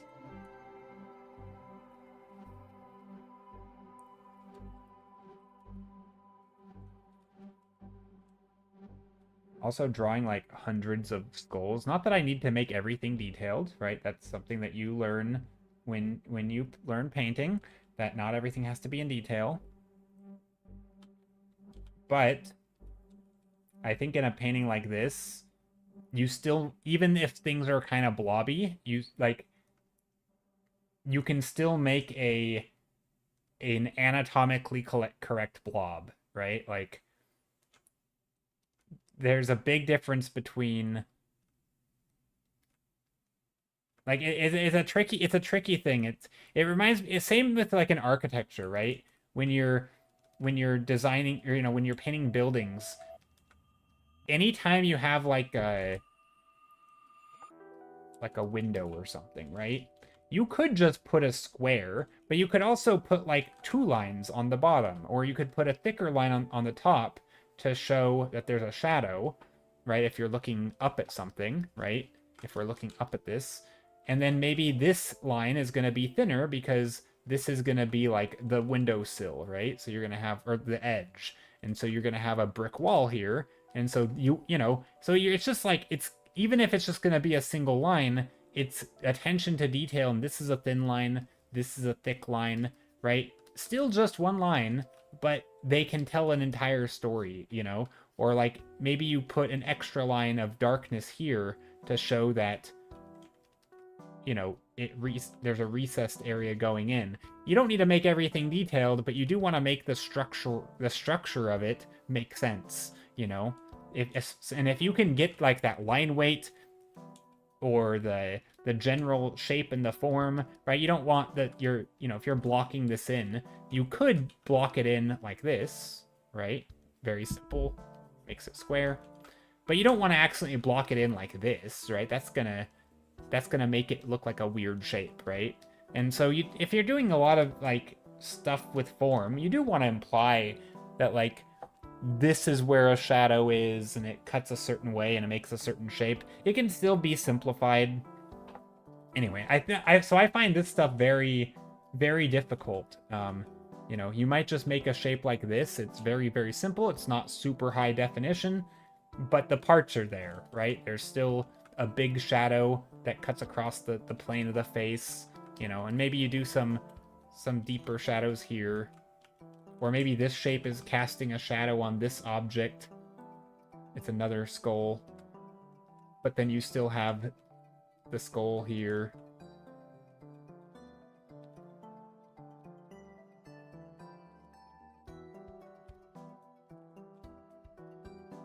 Yeah, you could do a lot here. Love the celestial cats. Thanks. Yeah, I'm pretty happy with them.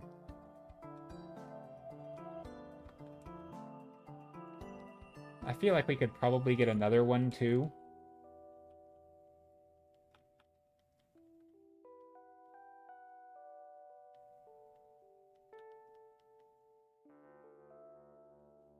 Do you have any Halloween plans? Me? No. No plans. Tomorrow is what? Friday. Maybe I'll play some Minecraft. I did decorate a little bit in Minecraft. I know that's not real Halloween plans. But no, I don't have any Halloween plans. I work tomorrow night. Into Saturday, and so I'll be, by the time it gets dark, pretty much I'll be asleep. So there won't be trick-or-treaters coming by. I hope not, because I'll be asleep. And then I'll have to wake up at like midnight-ish to go to work.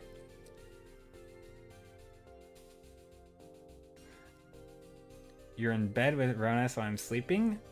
Oh, like coronavirus. Oh no. Ronnie, you're sick? You're sick? Yeah, I definitely... COVID. Yeah, I definitely didn't... That... My brain took a second there, Kath, as well.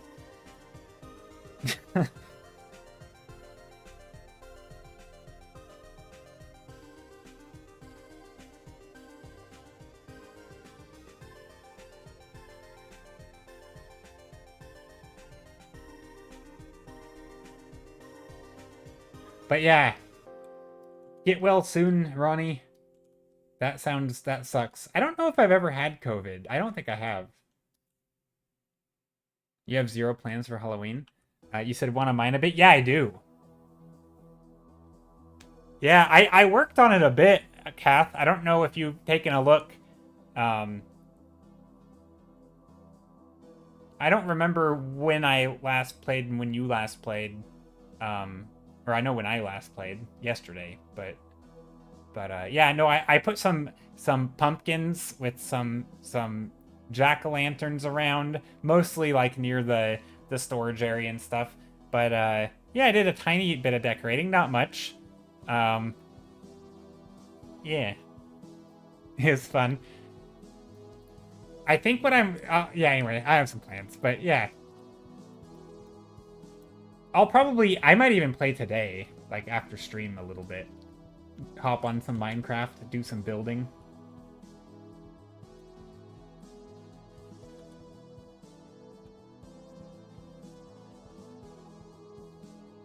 The new COVID aren't that bad, just like flu with extra days. Gotcha. Yeah, I haven't had the flu since before 2020, I don't think. And I don't think I had COVID at any point. I think I've had colds, like sniffles, and maybe a cough here and there. Probably not even a cough, hardly. Yeah, getting sick just in general sucks. Like, it's... yeah. Okay. I don't like that I didn't do much form to this. The form is all wobbly. That's annoying.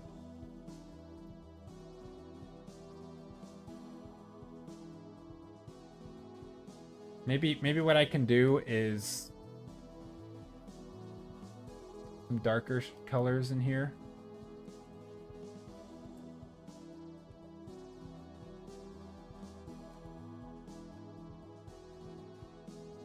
Okay, you know what we could try? A multiply layer. I think this is going to be way too much.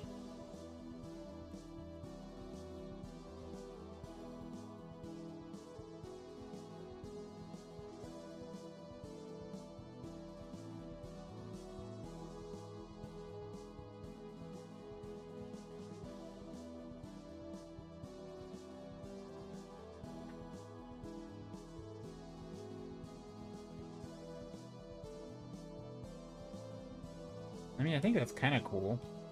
It adds some of that mystery. Actually, I do like that a little bit. So it gets a little bit darker in there.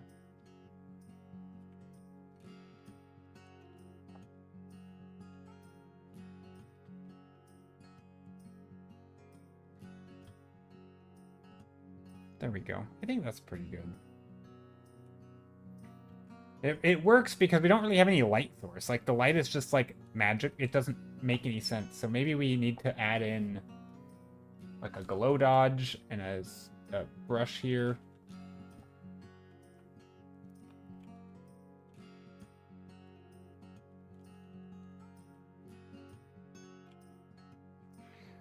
Little sconce on the wall. Isn't that what you call it? A sconce?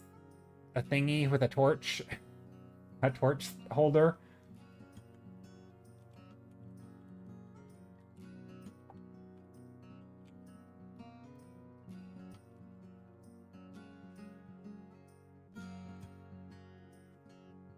Actually, I don't know.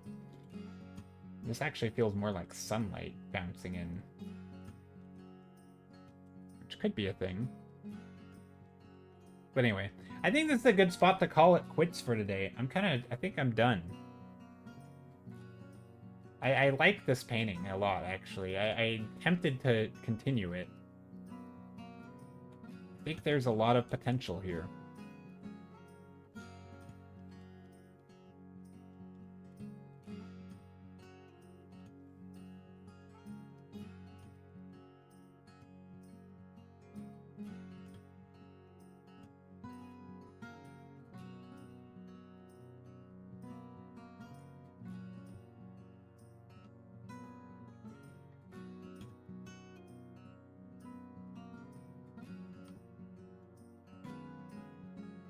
Maybe we'll add some little shapes here.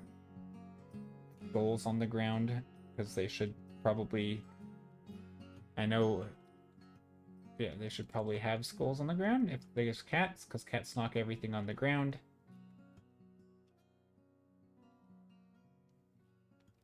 And because we're going extremely loose and blobby, I think it would make sense to also add the bones that this place is made up of. So adding these femurs to the ground, so that when we have these little knuckle-looking thingies on here, right? And if you see them here, and you're like, oh, they're like the same things. Maybe these are those bones. Not that you're gonna draw that connection, but you might. Little piles of bones here.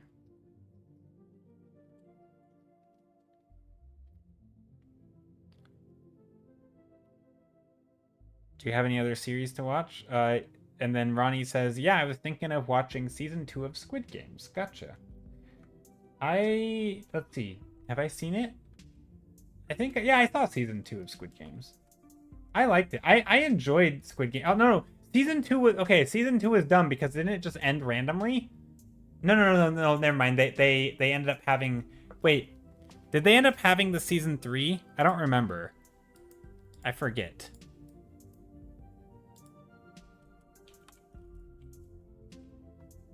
I like how if I type season 3 Squid Game. Did it ever come out? Okay, it was.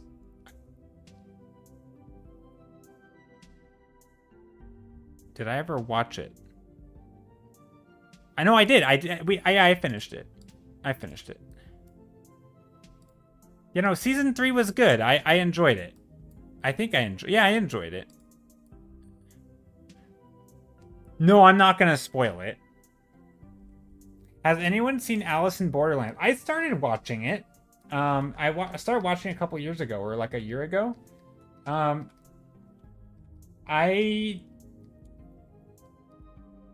mean, I felt like it wasn't progressing. Like there was no progression of like what of the world they were in. Like there was tiny bits. I think I made it. I don't think I finished it. No, I think I finished season 1 of Alice in Borderlands. So like, cause it goes up through like the Jack or Kings or something, and then in is it second season? Maybe it wasn't. Maybe I didn't finish first season. I don't remember. But basically, it was. I think I did finish the first season. I don't remember, but all I remember is it was like ramping up supposedly in difficulty, although it didn't really seem like it, to be honest. But in terms of like the world they were in and the weird like instant killing machine thing, like how did any of that work? What exactly was going on? Like I wanted to know more about that. Like how is it that it didn't really explain? Is it like they showed some people in rooms, spoilers, maybe I'm spoiling a little bit.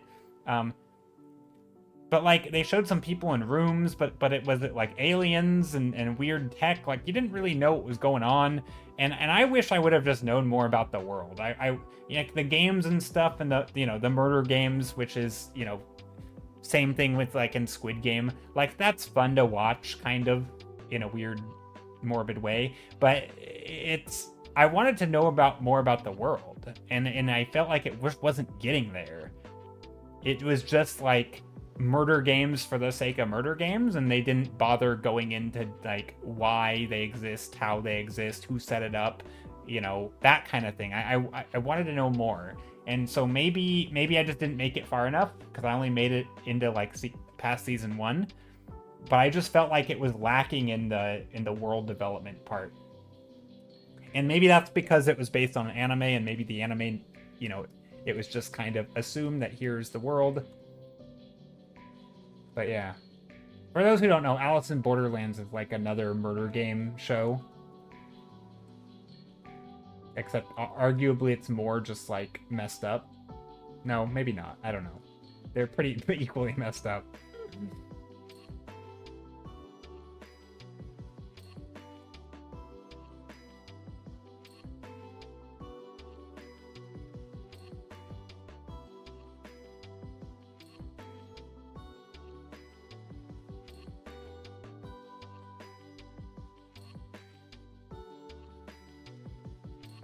Anyway, yeah, this image is, it's not going anywhere right now, so I'm gonna end stream and call it finished for today.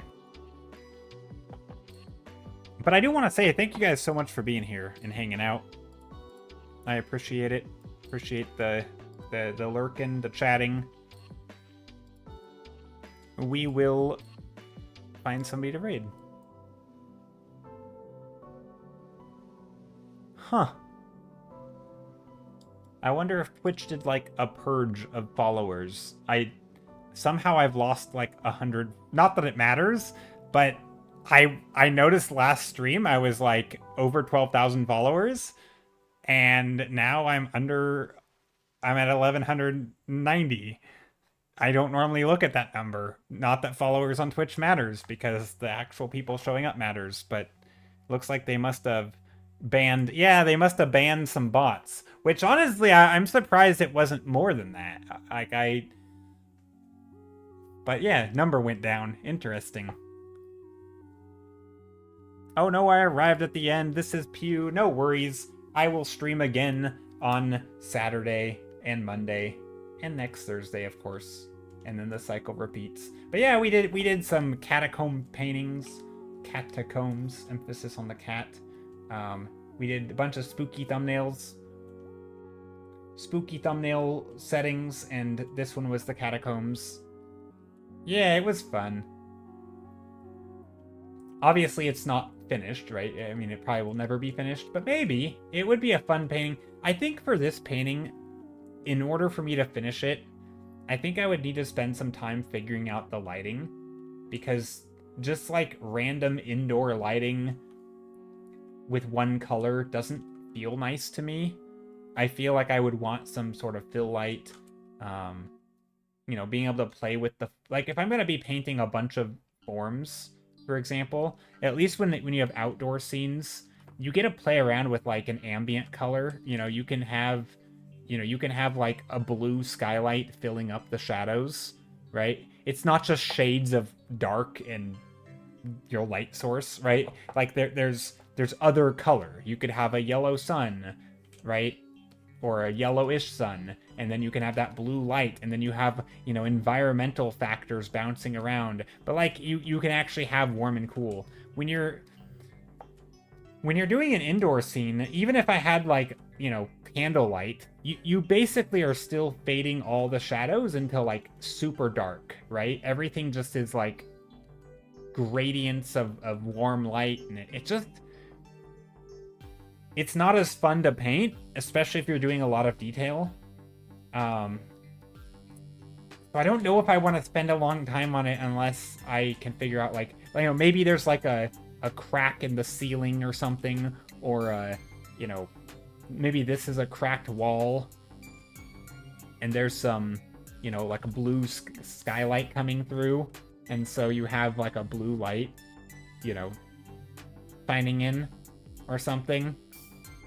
That could be kind of neat, because then you could actually get some warm and cool contrast. You know, maybe there's still some torches back here that are, you know, on the wall casting a warm light on stuff. I don't know. There's options. You know, we could even do like an off-screen lighting, for example. So if we did like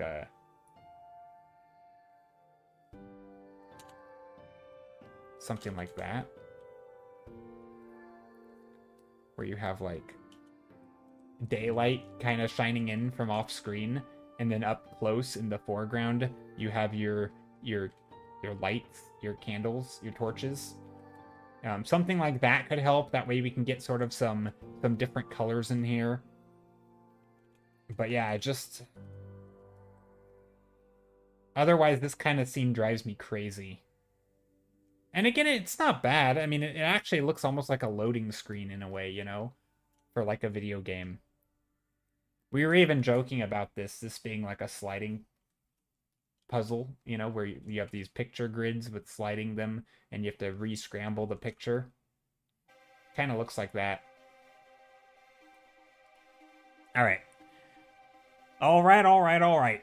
Let's say goodbye. Thanks for being here, everybody. If you would like to support me further, obviously, I have a Patreon. Not obviously. Maybe it wasn't obvious. It's patreon.com/jstiller30.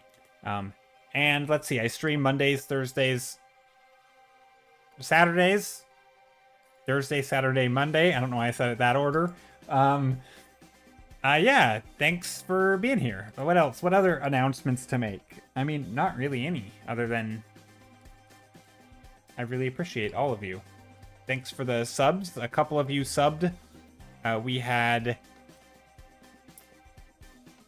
Siniska subbed and Legend Weaver. Oh, I did, not that this matters, and this is completely unimportant to anything, but I changed something in Discord.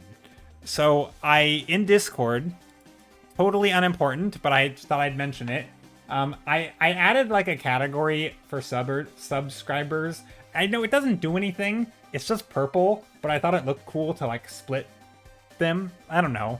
Because it used to be that like everybody was just lost in the mess. You know, there's just like everybody who's online. And now there's like a little section here, which you can hardly see because my face is in front of it. But anyway, I made that. We can change the colors. I mean, there's nothing like, no perks to subbing. So, you know, don't feel like you have to, because you don't get anything for it other than no ads. But yeah, anyway, that was an update. And yeah, okay. See y'all. Thanks for being here. I appreciate it.